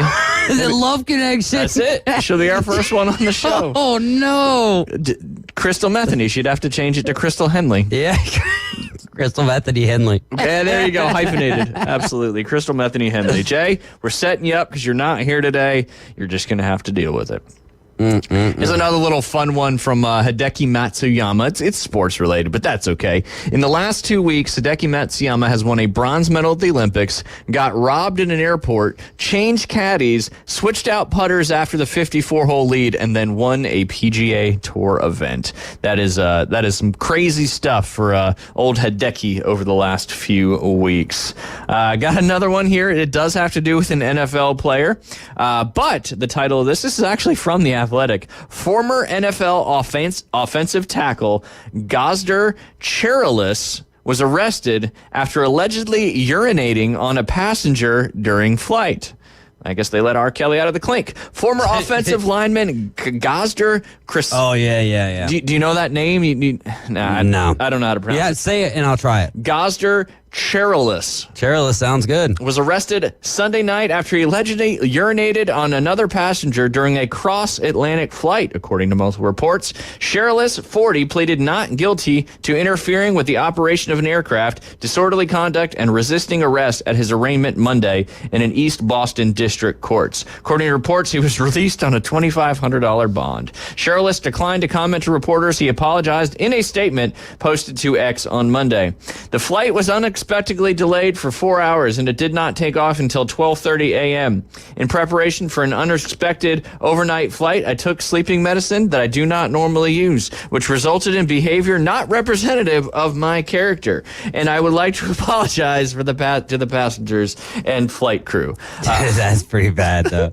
According to reports, police said they were called to the Logan Airport at 2 a.m. on Sunday after a Delta flight bound for Dublin diverted back to Boston because of an unruly passenger who urinated. That's not funny, but urinated on another passenger. According to the police report obtained by WBZ News, Cherilus appeared intoxicated when he arrived at the airport. Cherilus then argued with another passenger about seating arrangements before the flight took off. According to a report per WBZ News, Cherilus later walked up to an elderly woman roughly an hour after takeoff, exposed himself, urinated on her, and became irate when the flight crew attempted to intervene. Police later escorted Cherilus off the flight, arrested him, and charged him per the reports. Cherilus was a first-round draft pick of the Detroit Lions out of Boston College in 2008. He spent 5 seasons with Detroit, 2 with the Colts, and 2 with the Tampa Bay Buccaneers. He started 116 games over that span. Don't drink with your sleeping pills, kids. Man, especially before you get on the plane. My goodness, man. Could you imagine being the person who got urinated on? Big dude. Yeah, exactly. Like, what do you do? Like, well, I guess I'm a toilet for today. I thought it was Anybody else? Yeah, I thought it was going to go in the direction, because I hadn't read the article yet. Yeah. I thought it was going to go in the direction that, like, he passed out and then, like, peed himself and it got on the other passenger. But no, he was just full on, maybe an ambient episode. Yeah, he was, wow. Oh, crazy. But that's an afternoon delight debrief if I've ever. I wouldn't know if that would be a delight. That would be an afternoon disgrace debrief. Disappointment. Yeah. Oh, goodness. Man. You got any over there? I haven't pulled up any yet. I've got a couple more. These are the feel-good ones usually. But dog rescued from abandoned cistern in Kentucky. This was from yesterday. Animal control officer in Kentucky came to the rescue of a dog trapped in an abandoned cistern. The Caldwell County Animal Shelter said animal control officer Kevin Lane responded Monday morning by driving to an empty lot next to a former Times Leader building on West Washington Street in Princeton. Lane arrived to find the dog, a female chocolate lab, trapped in an old abandoned cistern. The canine was rescued and taken to the Caldwell Animal Shelter, where she was later reunited with its owner. Cistern. Is that like some kind of, I'm going to Google that. Seems like a vase or something like that, right? Yeah, cistern, let's see. An artificial reservoir, such as an underground tank for storing liquids and especially water, such as rainwater. There you go, man. Isn't it illegal to collect rainwater? Is it? I've heard that before. I don't know the legitimacy of that. That can't be true. Well, now we got to Google it. They make those barrels that are specifically for collecting rainwater. Heck, we got rain chains at the house. I did find out yesterday it's illegal to noodle for catfish in Florida. Yeah. I wonder why. I don't know. Bob Barker. You can go to Alabama and do it. Yeah, just go up, just drive about an hour and a half north. You'll be fine. You can noodle all you want up there. Interesting. It can't. Rainwater collection is legal in the United States, but the legality varies by state. The federal government does not regulate rainwater collection, so each state has its own laws. Some states have no restrictions, while others have stricter regulations or encourage rainwater collection. For example, as of January 2023, Florida, Alabama, Alaska, Arizona, and many other states had no restrictions on rainwater collection. However, states like Arkansas, California, Colorado, Georgia, Illinois, Nevada, North Carolina, Ohio, Oregon, and Rhode Island have some level of restrictions, like how long you can store the water, how much water you can collect, what materials you can use to collect the water, and if you live in an HOA, there may be requirements for visibility or maintenance. Yeah. Whew. Yeah, how you're collecting the rainwater. I mean, if I've heard of government outreach, restricting rainwater collection just seems like it's kind of ridiculous. Oh, man. There's quite a few ridiculous things in this world, but quite a few. But not here in the great state of Florida. Amen, brother. Collect all that rainwater that hasn't been falling. And I'm proud to be a Floridian. Where I can marry Crystal Metheny. Yes, sir. We got to make that happen. I still like Crystal Metheny Henley. Just sounds perfect. Sounds perfect. Oh, man. I don't know if I want to read this one out loud. That's the gamble of the Afternoon Delight debrief. A Florida mom was arrested after she allegedly used an electric screwdriver to drive a nail. How does this even work? How do you use an electric screwdriver to drive a nail into her 12-year-old daughter's buttocks? According to my great hometown of St. Petersburg, Florida, Pinellas County Sheriff's Office, Jacqueline Gajinski, 40, was arrested on Friday and charged with child abuse after the alleged incident that unfolded on July 20th. This is ridiculous. Oh, my gosh. I'm not reading the rest of this. No, I'm done with it. Yeah. Not good. Not good at all. Man, I just don't understand people like... It takes me off. If you want to read this, go to fox35orlando.com and y'all can feel free to finish reading it. But I just don't feel like the rest of this is appropriate, even for some of the craziness that we dive into here on the Inside Drive. Absolutely. And sometimes it's just sad, but and she got released on a $25,000 bond, man. Yeah, that's ridiculous. Like if you hurt your child, I really to any extent, I don't think you should be getting out. Yeah, I mean, really, that's more of a California thing, getting out for nothing. But I'm not gonna go down getting that. Out, they don't even go in. You got to go in to get out, right? Yeah, that is true. You can't come out of something you don't have to go into. But yeah, I mean, and there's just a special place, and you know what, for people that hurt their own kids. That is, you know what. Yeah, no doubt. Oh man. I'm trying to find another one here that's not like crazy happy-go-lucky, but let's see. This is an interesting one. It sounds like this is this gentleman's job. The title is from APnews.com. a hunter's graveyard shift grabbing pythons in the Everglades. Sounds there you like go. It. So, Holy Land, HOLEY, Holy Land Wildlife Management Area down there in the Everglades in Florida. It's after midnight when the windshield fogs up on Thomas Aycock's F-250 pickup truck. He flashes a low smile and he slowly maneuvers through the sawgrass down dirt roads deep in the Florida Everglades. His windshield just confirmed it. When the dew point drops in the dead of the night, it's prime time for pythons. I catch more pythons when that happens, Aycock explained. It'll make things start moving. Aycock, a contractor with the Florida Fish and Wildlife Conservation Commission, has hunted Burmese pythons in the Everglades for 11 years. The retired U.S. Army veteran divides his time between North Carolina, the Florida Panhandle, and Homestead, Florida, where he keeps a recreational vehicle. He always participates in the Florida Python Challenge, hosted by the Wildlife Commission to incentivize people to track down the invasive Burmese pythons that thrive in Florida's preserved wetlands. This 10-day challenge ends at 5 p.m. on Sunday.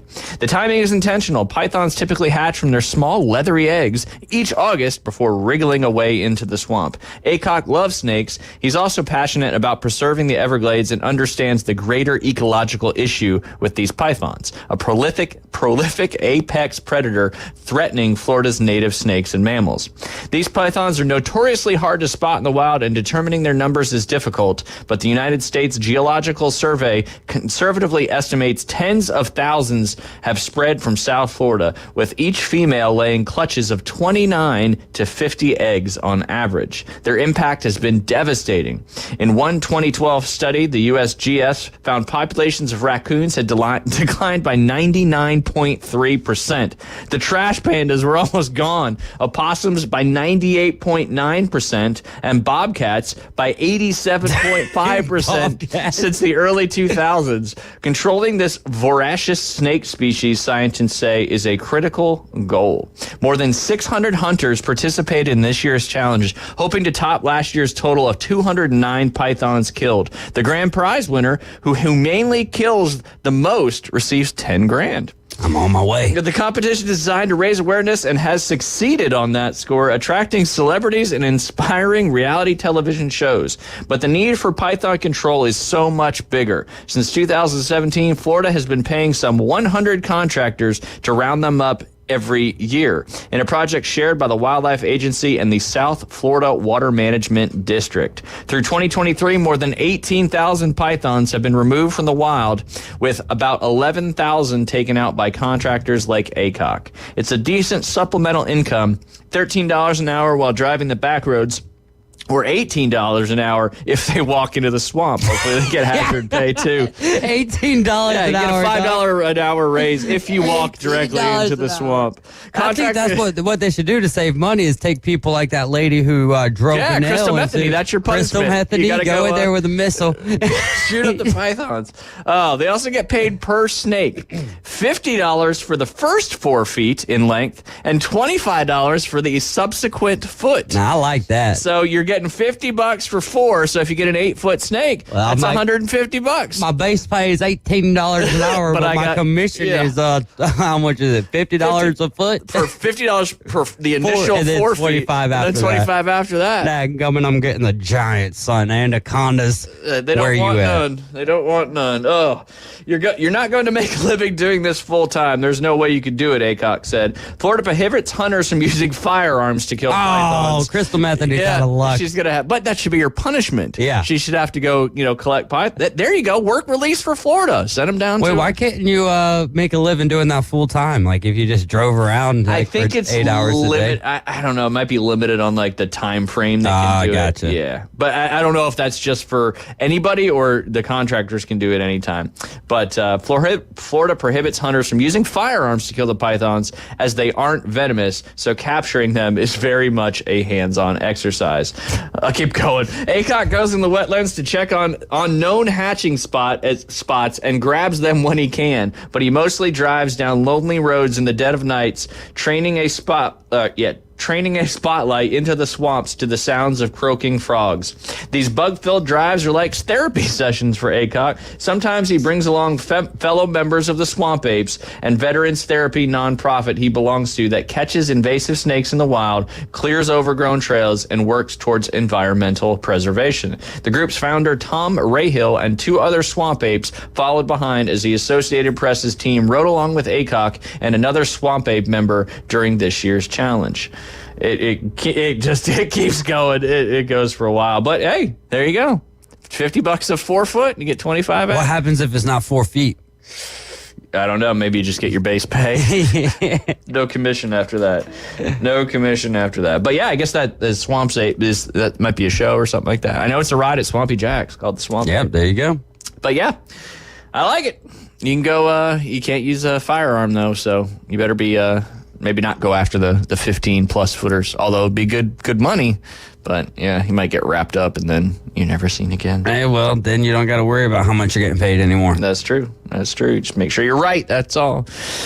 Speaking of right, that was a fun afternoon delight debrief, even without Jay being here. But we get back, it's time to talk to Brad Law. He's the director of the Sports Broadcasting Network up there, and this will be the last time we talk to him before an Auburn football game, because the next time we talk to him, it'll be after Week 1. You're listening to the Inside Drive live here on ESPN Northwest Florida. ESPN Northwest Florida is your touchdown headquarters for the Mosley Dolphins and the Auburn Tigers. Touchdown, Auburn! Plus, premier college and NFL games. Touchdown! Incredible! Your source for the most live football on the Gulf Coast in a rich audio experience. ESPN Northwest Florida. This is Joanna with ESPN Northwest Florida. Here is your weather forecast on this Tuesday afternoon. The rest of the day, sunshine and 91 with a gentle breeze coming out of the west at 10 miles per hour.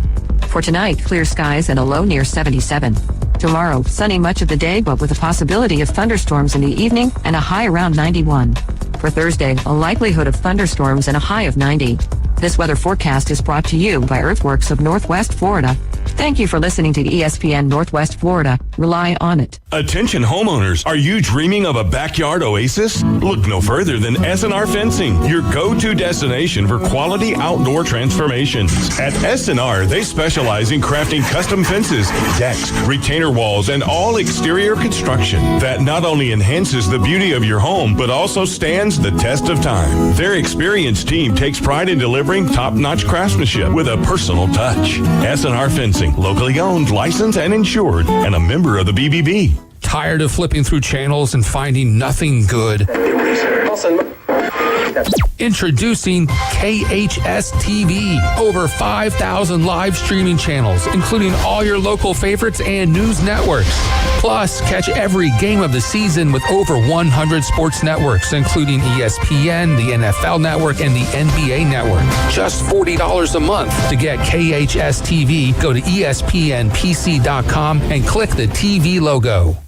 The battle for the East continues to heat up, and your Atlanta Braves are battling back and looking for some big wins. Adam Duvall up at the plate with 2 down. And he swings and hits one deep to left field. That's going to fly on back. That's going to fly on out of here. Tonight, Austin Riley and the Braves are back in town for a huge NL East matchup against Bryce Harper and the division-leading Phillies. Braves coverage begins at 6 after the afternoon underdogs right here on your home for the Braves, ESPN Northwest Florida. We're starting fresh. Fresh new start. Locally sourced, Farm to Radio. The Inside Drive with Ryan Mulvey is live and local. From the Bill Kramer Chevrolet Buick GMC and Kramer Marine Outdoor Studios on ESPN Northwest Florida.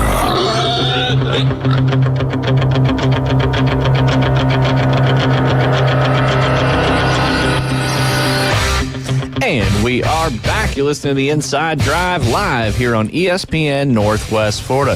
ESPN Northwest Florida is your home for the Auburn Tigers as we are getting ready to get this season kicked off, not this Saturday, but next Saturday. And we will not talk to him again until after that first game. And that is our good friend, Brad Law. Brad, how are you doing? Getting ready for the college football season, I'm sure. This is how close we're getting. I don't even know what day it is. So that's how close we are to kickoff. No, it's great. We're excited. We had Coach Freeze on Tiger Talk last night, and everybody's ready, I think, at this point. Yeah, absolutely. It's been 2 weeks since we talked, and we talked a little bit about how well they were doing in recruiting. I believe they were 10th in the 2025 composite rankings, and now, just 2 weeks later, all the way up to that 5th spot. Did you guys talk about that at all with Coach Freeze yesterday and kind of the successes they've been having so far this offseason as we approach the start of the season? Yeah, not last night, but we have talked with him about it in the past, and there's momentum. He knows how to do this. He recruited well at Ole Miss in a day and time when NIL was not a realistic vehicle or wasn't a player in the conversation. Yeah. And so if you add all the things that Auburn has to offer with NIL opportunities, and Auburn doesn't take a backseat there for sure, plus the momentum and the offensive acumen and everything else, it's not surprising that Auburn has momentum in recruiting. One of the things I thought was interesting last night on the show was we had Nick Kleinert, men's golf coach, national champion men's golf coach, as you guys know, and Bruce Pearl. And all of them talked about how Auburn has some built-in advantages that in a way recruit itself, or at least they give you unique things to pinpoint and focus on in recruiting. Auburn is a really attractive place by itself. So when you add everything else in with that, you're going to have success. If you are willing to work and you're willing to develop a plan, you're going to have recruiting success at Auburn because there are a lot of attractive things that Auburn has on its own, and all three coaches talked about that last night. Yeah, absolutely. I mean, you mentioned Bruce Pearl and Nick Kleinert and now Hugh Freeze. Obviously, Auburn has some serious legacy of some unbelievable coaches that have come through the university. But you could say right now is a pretty special time at Auburn, having, an outside the gymnastics coach, equestrian, all that other stuff too, softball, baseball. But, baseball or basketball, football, and obviously golf national championship, which they could do again next year very easily. Just kind of a special time right now at Auburn. In the 80s, at one point in the 80s, Auburn had Pat Dye, Sonny Smith, Hal Baird, Joe Champy coaching all at the same time. And that's special. And I think we could be, I think we could at least be on the cusp of that, at least on the inward border of that kind of special time, because this is, Coach Freeze and company know they've got to stack classes over and over again, and that 26 class is already tracking better than the 25 class. Sure. And you have to have that. It's a new world in college football, so if you can make the playoff 2-3 times in a 4 or 5 year span, you're going to cement a legacy for sure, and I think that's realistic for Auburn. That's not a projection or prediction, but it's realistic. Let's talk what's realistic. It's realistic to think as long as Bruce Pearl is at Auburn, the Tigers are going to be in the hunt for a regular season championship. They're going to start the season with NCAA tournament hopes. That's realistic. And certainly with baseball, they've been to 2 College World Series under Butch Thompson. That's a realistic goal. And now men's golf. They were number 1 all season, and they won the thing. So Auburn is at a place right now where there are high aspirations that are realistic to accomplish over an extended period of time. It really is a cool time. Yeah, absolutely special for, people who work there, the alumni, current students, just anybody involved with the University of Auburn. Certainly a special time. We're talking about you had your coach on the Tiger Talk show. We won't talk to you again until after the week 1 game against Alabama A&M. Is everything, sometimes you get a tendency to look ahead to, Alabama A&M, not the most difficult opponent, but, it's the first game of the season. You really want to come out and make a statement in this game. Is all focus going towards that week 1 matchup right now against Alabama A&M? It will this time next week. Coach Freeze gave a press conference last Friday where he sort of laid out that this week they're actually going to take a couple of days off. First day of classes was yesterday. Saw that. They're going to recover from fall camp a bit, but they'll practice a handful of times. and they're going to do a little bit of install for week 2 against Cal. And I asked Coach Freeze last night on Tiger Talk, is that pretty customary? He goes, yeah, it is. They've done that every year that he's been a head coach, unless you felt like maybe that week 1 opponent was, or something wasn't fully wrapped up yet on your team, and you needed to spend more time doing that. So I think it's pretty customary. You spend a little time on week 2, 2 weeks out, and then when you get into game week, it is full focus on Alabama A&M. I know they have a new defensive coordinator, and some of the things that they're going to do, they're going to, they need to study the film from where he was before and really lock in on that to figure out what they're going to be up against in week 1. Absolutely. Anything else from your show there, the Tiger Talk interviews with Coach Freeze, that kind of stuck out to you from yesterday? Well, he talked about the offensive line and maybe moving Dylan Wade back out to tackle. He played left guard alongside Gunnar Britton. I'm sorry, he played left tackle. Gunnar Britton slid in and played left guard. This year they brought in Big Percy Lewis, 6'7", 260, a transfer from Mississippi State. And he's kind of been thought of as the starting left tackle since he got to campus. And Coach Freeze said last night that, they've had some guys play well at the interior spots, and they really like Dylan and the way he played at tackle last year. So if the sum of your parts is greater, if Dylan slides back out to tackle and somebody else slides into guard, maybe not because Percy is not doing well, but because the combination of the other guys on the inside and Dylan Wade at left tackle is the best. It's better. 9 is great, but 10 is even better than 9. So if those guys give you a 10, then you take that over the 9. And he said that was interesting to know. He also mentioned that Hank Brown was going to be the number 2 quarterback behind Peyton Thorne. You've got to divvy up those reps somehow. So he talked about that last night. If I can, though, a quick story from Nick Kleinert, from the golf coach, which I thought was one of the more interesting nuggets of the night. Absolutely. Please. All right, national championship semifinal, Jackson Coyven, the superstar freshman, the best freshman in the country last year. Yep. I think at 17 in the semifinal match play, at 17, if he had birdied the hole or if he had won the hole, he would have clinched. He was up 2 with 2 to go, so maybe it was 6. It was on 16. And he ties the hole, and he goes and sits down, and he's frustrated, and the cameras catch Coach Kleinert go and sit by him.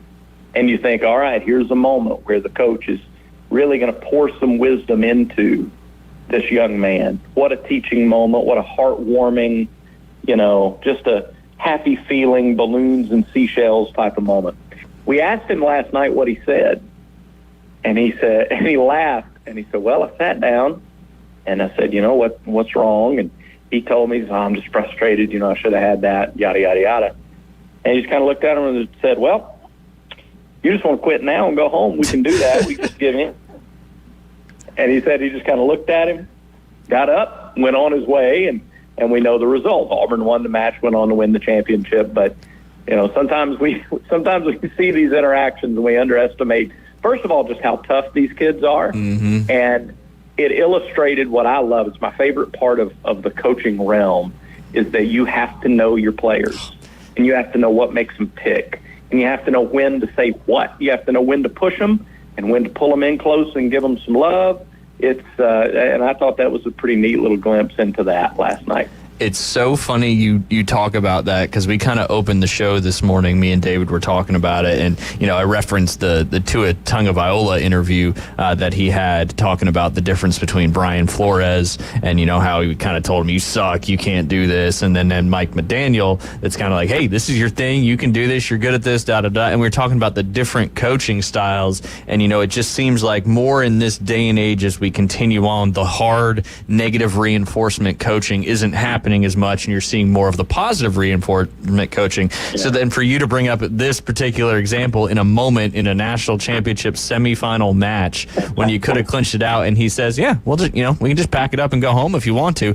I wouldn't say that that's hard or positive. It's just kind of and you said, and we talked about, you have to know how to coach your individual players, and specifically with golf, it's so mental that each kid's so different. So thank you for bringing up that because that just was awesome.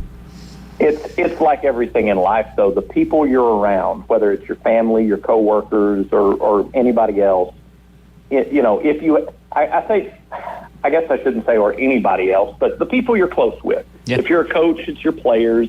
It could be your family or your coworkers, but you have to know if you're in a managerial position of any form, what makes your people the best? Do they know that you care about them as people, first of all? Yeah. Will you know when to push and challenge them? Will you know when to lay back a little bit or when to encourage? Well, look, we all know how we respond best. Sometimes we need a little kick in the pants, frankly. But other times, positive reinforcement does a great job. So the best of the best of the best know when to do both, when to push and when to pull back the reins. Absolutely. And Coach Kleinert is one of them, that's for sure, with his dominant as a program there. Because and golf's just, I don't want to say it's kind of on its own island when it comes to that, but I feel like it is because of the mental side of the game, because it's you, and it's only you out there. Yes, you're playing on a team, you're playing for your team, but you're not, waiting for somebody to pass it to you. You're not the one that has to receive a snap. You're not the one that has to catch a pitch or try to hit a ball. It's you. You have to get the ball in the hole in the shortest amount of time, and that's a very stressful thing. So cool insight there, too, because I remember that moment to a T, because I was watching those matches glued to the TV, and the hole he ended up tying, was that the hole that he hit it a little left on, and I knew he was going to have a flyer lie out of the first cut of rough, and it jumped over and it hit the TV tower, if I'm not mistaken? It may have been. And I asked him about that, too. I said, how many times you practice that shot back home before you go out for nationals? And he said that they were at something over the summer, and just forgive me, I forget the I forget which event, but all these pros, and I'm talking about names everybody would recognize, come out, and they're like, "Hey, kid, what were you doing with that? Like, you can't play like that. You're going to get killed on the tour if you're doing stuff like that." So again, they weren't coming to him and joking about it. Yeah. They were telling him, "Hey, kids, you can't." That may have been great in the national championship, but you can't do that on the tour. You're going to get buried. Absolutely. You got to know, you're going to get that flyer. Your adrenaline's pumping, because that goes a foot to the right, maybe 2 feet to the right. He's losing that hole. Over. And, that changes the momentum immediately. And, but no doubt. In golf, you need those, there's a lot of luck that falls into it as well that you to need to be successful, no doubt. All right, Brad, maybe somebody from down here, they haven't been to an Auburn game before, they haven't been to the loveliest village on the plains. What are some things that people should expect if they're traveling up to Auburn for a home game this year? What is the atmosphere like, and what are some of the things that they shouldn't miss out on at their first experience? Well, first I can tell you that we have fewer than 150 tickets remaining, and that was as of last night. So there may be fewer than 100 now left for the opener against Alabama A&M. So, if you want to experience it for the first time, get those tickets and be a part of it. Get to campus as early as you can, I think, because the entire city supports a game day, and it's awesome. Driving into town, there are a couple of ways to get into town. If you're coming in from the south, as our listeners today would be, you're going to start to see RVs several miles away from the stadium, and I would get into the stadium as early as you can, because all these stadiums now, especially in the SEC and the Big Ten, it's all about the game day experience. They want to entertain you as soon as the gates open. So you've got content on the video board. You're going to get into town early enough to get by Toomer's and have some lemonade and check out Toomer's Corner and see the campus. And then you get into that stadium an hour or 2 hours before the game, about an hour before the marching band does its circle around the field with the drum line going. That's always one of the fun little markers on game day. And about 20 minutes before the Eagle flies. And the band comes on the field after that, and the team comes on, and there's fireworks and pageantry. And I just think Auburn does game day.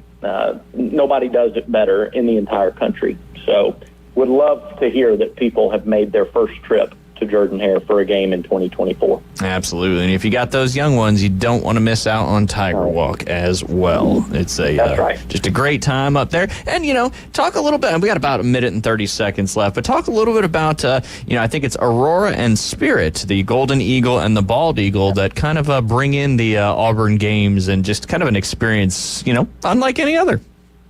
That started in 2000. The Wyoming game in 2000. It started with a flight from the goalpost to midfield, and now it's from a corner of the stadium. Auburn has a world-renowned Raptor Center in the College of Veterinary Medicine. Auburn's College of Veterinary Medicine is among the most respected in the entire country. And so with that, the Southeastern Raptor Center is housed on campus, and they take in these raptors and nurse them to health sometimes if they need it, and care for them. And they do it better than anybody in the country. These animals have flown at Super Bowls and Olympic ceremonies, and they're there every day or every home game for Auburn. So, I would encourage when we have more time or when folks have more time on their own to look more into the Southeastern Raptor Center and Auburn's program. Yeah, absolutely. I know there's a lot of people that will bring, their dogs or cats or their animals that need a very specific type of thing. They'll make the trip up to Auburn just because of how amazing everything is there. Yeah, that's right. World-renowned veterinary, and Auburn sends veterinarians all over the country after they come through the vet school down here. Yeah, absolutely. I believe if I'm not mistaken, I believe the vet we go to is actually an Auburn grad. But Brad, we appreciate. Wouldn't surprise me. No, yeah. Not at all. Not at all. We appreciate you as always. We won't talk until after game 1, but we'll be previewing that Cal game with you. And appreciate your time as always. And War Eagle.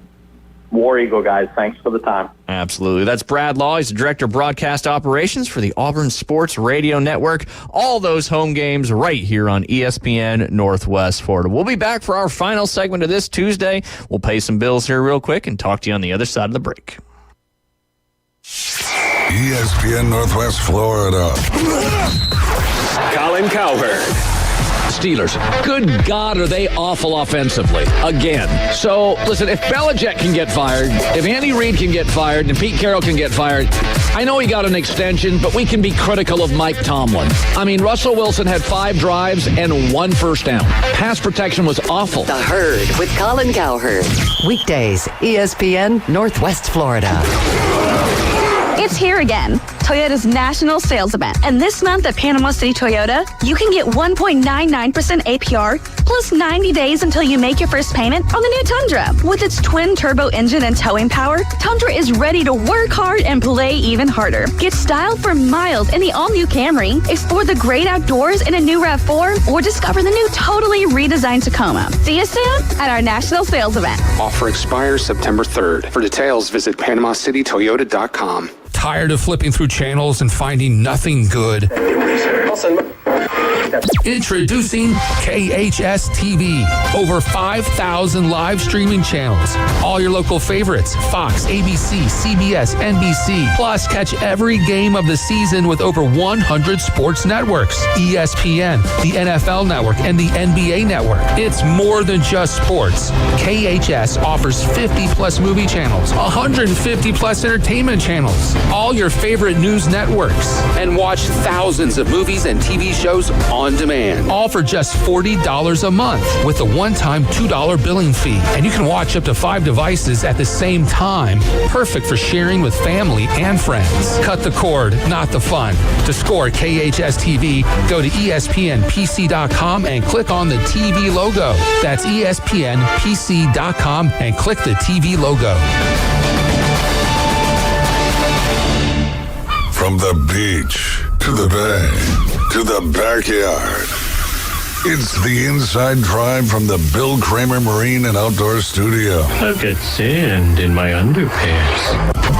ESPN Northwest Florida.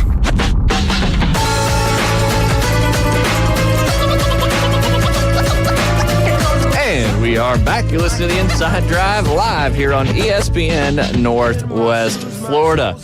Coming up tomorrow, we got Keith Fleming join us at the top of the hour, previewing the next round of the FedEx Cup playoffs and getting you ready for your fantasy football draft. As everybody on ESPN Northwest Florida, fantasy football draft should be getting ready as we speak. That's coming up this Sunday at PCB Hobby. Get there early. Draft officially starts at 6:30, but we want to be drafting at 6:30. So make sure you show up early, you get ready, you do your prep, and then come hang out and have some Domino's pizza. We appreciate Skip Stoltz and all the Domino's locations here in Bay County, but they're going to bring us some pizza. And, of course, big shout-out to PCB Hobby for hosting the ESPN Northwest Florida Fantasy Football Draft. Yeah, big shout-out to them because I don't know what we'd be doing if it wasn't for them. We'd be in a field. I realize that it's a little bit later than normal. We've normally done this on a Saturday and kind of early. It's wild, though, because I'm glad that I had that Saturday to kind of prepare for it. We got high school football starting this Friday. Yep. Then you've got the Florida State Georgia Tech game. Busy man. And so right after that game, then I'm going to kind of start getting like some stuff ready for it. I'm going to try to get out there maybe an hour and a half early and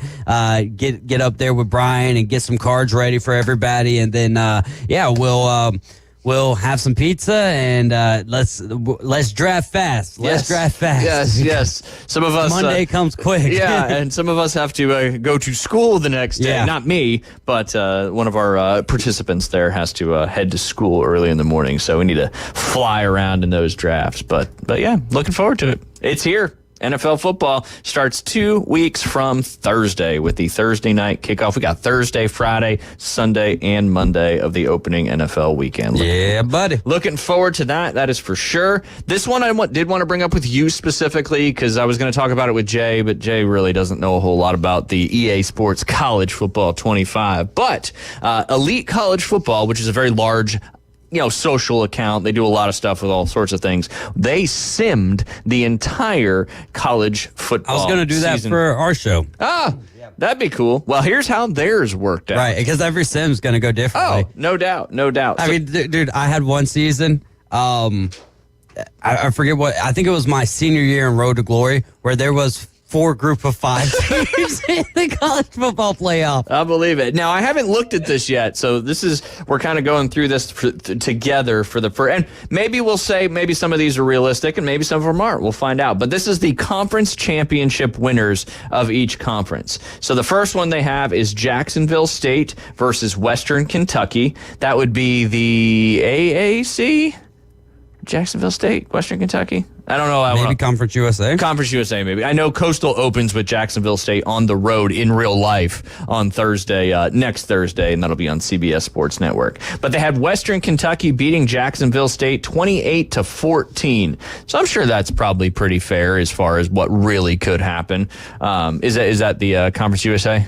That's okay. All right, Texas Tech and Kansas State. That would be the Big 12 title game. They have Kansas State beating Texas. Yeah, they're Conference USA. Conference USA, perfect. So that's your Conference USA champion would be Western Kentucky. Texas Tech versus Kansas State in the Big 12 title game. They had Kansas State beating Texas Tech 37-31. I think I don't know how Texas Tech's going to be. I really don't know at all. But Kansas State, definitely a favorite, legitimate. So they're their Big 12 conference championship. I would assume Kansas State, Oklahoma State. I've got UCF taking down Oklahoma State. Yeah, I like that. I'm excited to see UCF this year. Miami University and Central Michigan. Is that the MAC? Maybe I would believe that's MAC because I feel like I see the Chippewas playing a lot on Tuesdays. Absolutely, yeah. Tuesday MAC action. They had Miami of Ohio losing to Central Michigan 38-35, making Central Michigan your champion. Then in the Sun Belt Conference, they had Coastal Carolina versus Texas State. Texas State beat Coastal 38-20 in the championship. Texas State, fair. Coastal, I don't know. We've got to be determined. New quarterback, Ethan Vasco, Grayson McCall is gone. We still returned a lot of players, but the Sun Belt Conference is pretty loaded at the top. And then we had Tulane and UAB in their conference championship. That is 41-24, UAB beating Tulane. Oh, wow. Yeah. Again, this is the college Trent Dilfer over there got them boys humming then. That's it. They're ready to rock. And then Nevada and Boise State, that would be the Mountain West. Mountain West. I was going to say Big West. Yeah. That hasn't existed in well, no, the Big West is UC Santa Barbara and the Santa Cruz and all them. They had so they had Boise State beating the Wolfpack 49-6. I think Boise State, that's probably a fair one there. Kentucky and Alabama in the SEC championship. Wow. This is where it starts to get a little off. So Kentucky beating Alabama 34-16 in the SEC championship. 34-16, baby. Yep. Then hey, could you imagine, man? If Big that was Blue, sure, the Big Blue Nation would be going absolutely Yes, they would. bonkers.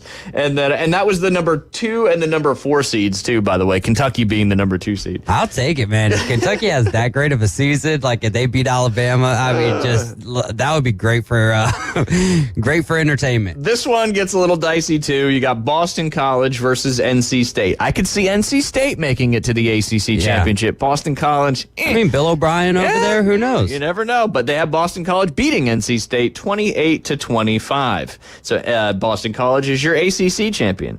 So Ohio State and Oregon meet in the Big Ten championship. That's the most realistic. That's the most realistic one. Absolutely. What do you think? Who do you think they have winning? I'm gonna say they've got Ohio State winning. Oregon 41-31. Oh, there you go. Again, if you just flip to the channel, we're doing what Elite College Football. They simulated the entire EA College Football season on EA College Football 25. They had the Virginia Tech quarterback Kyron Drones winning the Heisman. Not completely unrealistic. Who? Kyron Drones. He's the quarterback for Virginia Tech. Okay, he's actually supposed to be pretty good. But yeah, winning that. Yeah, we'll see. Yeah, we'll see. You never know. You never know. All right, let's see if I can zoom in on my computer here and make it a little bit bigger. All right, it's not going to work. All right, so we got at the top, they got Baylor as the 12 seed, Alabama as the 5 seed, Tennessee as the 9 seed, Clemson as the 8 seed. Would that be a fun game? Texas. I think they played in a bowl game last year. Yeah, I believe they did. Texas State and NC State as the 11 and the 6 seed. Ohio State as the 10 seed. Notre Dame as the 7 seed. So that left Oregon as the number 1 seed. Kentucky as the number 2 seed. Boston College as the 3 seed. And Kansas State as the 4 seed. All right, so the results of those first round games. So at Alabama, Baylor lost 49-10. And then the 9 and 8 seed at Clemson, Tennessee won 34-17. At NC State, they beat Texas State 49-35. Oh, and then Ohio State beat Notre Dame. It looks like 45-38. There you go. So they moved on. Yeah, and this is kind of So you just go in there and you just simulate. You just simulate everything. Yep. Huh, that's pretty cool. And then so in the quarterfinals, again, these would be hosted at the top 4 seeds, home campuses there. Alabama and Kansas State. No. After the first round, they go to like neutral sites. Only the first round games are. Oh, okay. Yeah. So if you get a bye into the second round, you don't get a home game? No. That sucks. Yeah. That's why I was saying, like, I could see there could be some issues where, let's say you're Georgia, you're undefeated, and I don't, especially a team like Georgia, I don't expect them to do it, but just for that lure of hosting a playoff game, all the revenue that school is going to be making is, it could be wild. Yeah, that is pretty crazy. All right, so then in the quarterfinals at the various bowl locations that normally go, you had Alabama and number 4 seed Kansas State. Alabama wins 27-24, and then the number 9 seed Tennessee taking on Oregon. Oregon wins that one 45-28. NC State taking on Boston College, the number 3 seed. Boston College wins that one, 26-21. 3 ACC teams got in there. Yep. And then Ohio State beats Kentucky in the last quarterfinal, the 10 versus the 2 seed, 30-22. All right. So that leaves Alabama, Oregon, Boston College, and Ohio State. All right. We got our semifinals. I mean, one team in there probably, but the other 3 legit for sure. No doubt. So then they got Alabama, Oregon playing in the national semifinal there. Alabama winning that one 42-38. And then Boston College and Ohio State in the other national semifinal.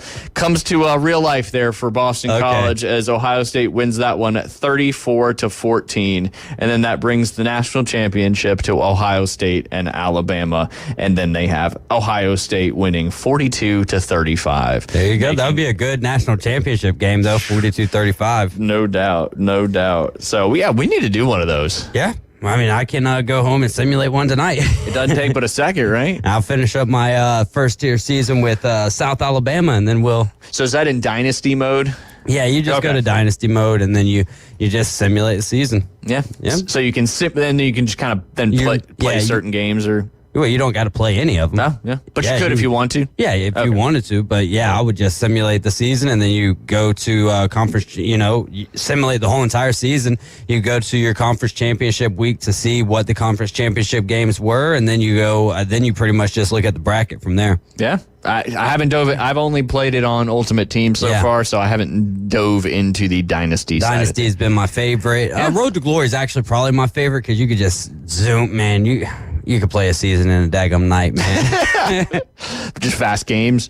Well, it's because you're only playing one player. So when he's not on the field, it's simulating, I gotcha. So, like, when I just did this last Dynasty, I took the position of an offensive coordinator, assuming that I would only play the offense, which I think I could set it up to be that way, but I've just continued to play the defense, and it's been fun, though. Oh, that's good. So you can actually, you're like, as the offensive coordinator, you play the whole offense, but if you're just an individual player, you play just that role. Yeah, those are different modes, though. You got Road to Glory and Dynasty, so. Gotcha. Okay. I'm learning as we go. I don't play it nearly as much as Liam does, but every once in a while I jump in there. All right, some local action coming up tonight on the volleyball courts. 6 p.m. tonight, you've got Walton traveling over to Bay to get both of their seasons kicked off. North Bay Haven, they get their first game of the season underway against Bluntstown at Bluntstown, who is currently 1-0. And then you've got Port St. Joe traveling to Rutherford. Rutherford has not played yet. Port St. Joe is 0-1. So girls volleyball action getting underway as the fall sports are really getting kicked off here. And looking forward to Colin Mosley on Friday. Oh, man, I am excited about it. So 7 o'clock. I don't know what time we're going to start pregame. All that kind of stuff is still up in the air. Could be starting pregame 6:45. Might go straight into the kick at 7. Not really entirely sure on that. So every day we'll find out by Friday. Like what Brad said. Yeah, like I don't know what day it is. Like no, I really don't, man. I don't know what day it is. I know we only got a couple minutes left, but any players for our listeners to kind of keep out for in this first game for Mosley? Oh, for Mosley, man, I'm really excited about Rutherford too. Coach Albert Floyd has done a great job, in my opinion, of rebuilding Rutherford, and I think he's got them in great position. Obviously, Mosley's a little bit bigger of a school. They're deeper. They're older. Quarterback, you got to watch out for Sammy Freitas. The kid is a stud. He won the starting job over Trey Coker. Trey Coker was the starting job in our first year the starting quarterback in our first year, but Sammy Freitas ended up taking over about the midway point of the season, and since then he's been at the helm, so you got to watch out for him. I would watch out for Locavian Jackson. That kid is an all-around athlete committed to Mississippi State. You got to watch out for Raiden Bruins. You got to watch out for Jack Massey. Wyatt Fleming last year was a stud on the defensive side of the ball. The hog mollies up front, you definitely got to watch out for the offensive line and how they protect your guy Sammy Freitas. And then I would also say Elijah Chisholm. What's going to be interesting is the punter and the kicker position, because last year it was Cole McLean and Josh Harris, and those guys are no longer with the squad as they graduated last year. So the special teams could be an interesting unit to watch out for the Dolphins this year. Yeah, there you go. New guys out there on the field, but a lot of returning starters as well. And again,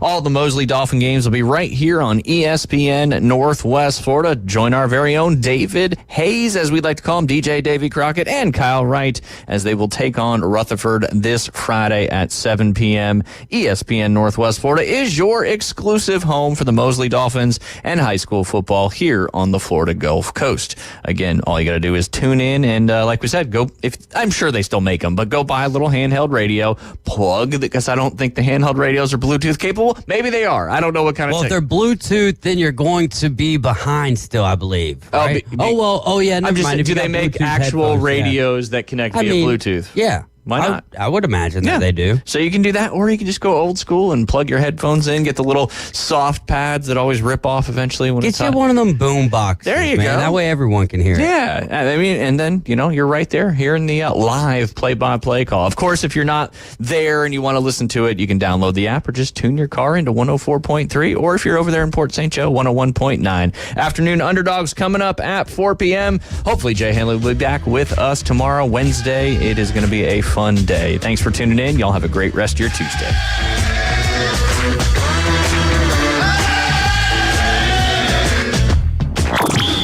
ESPN Northwest Florida.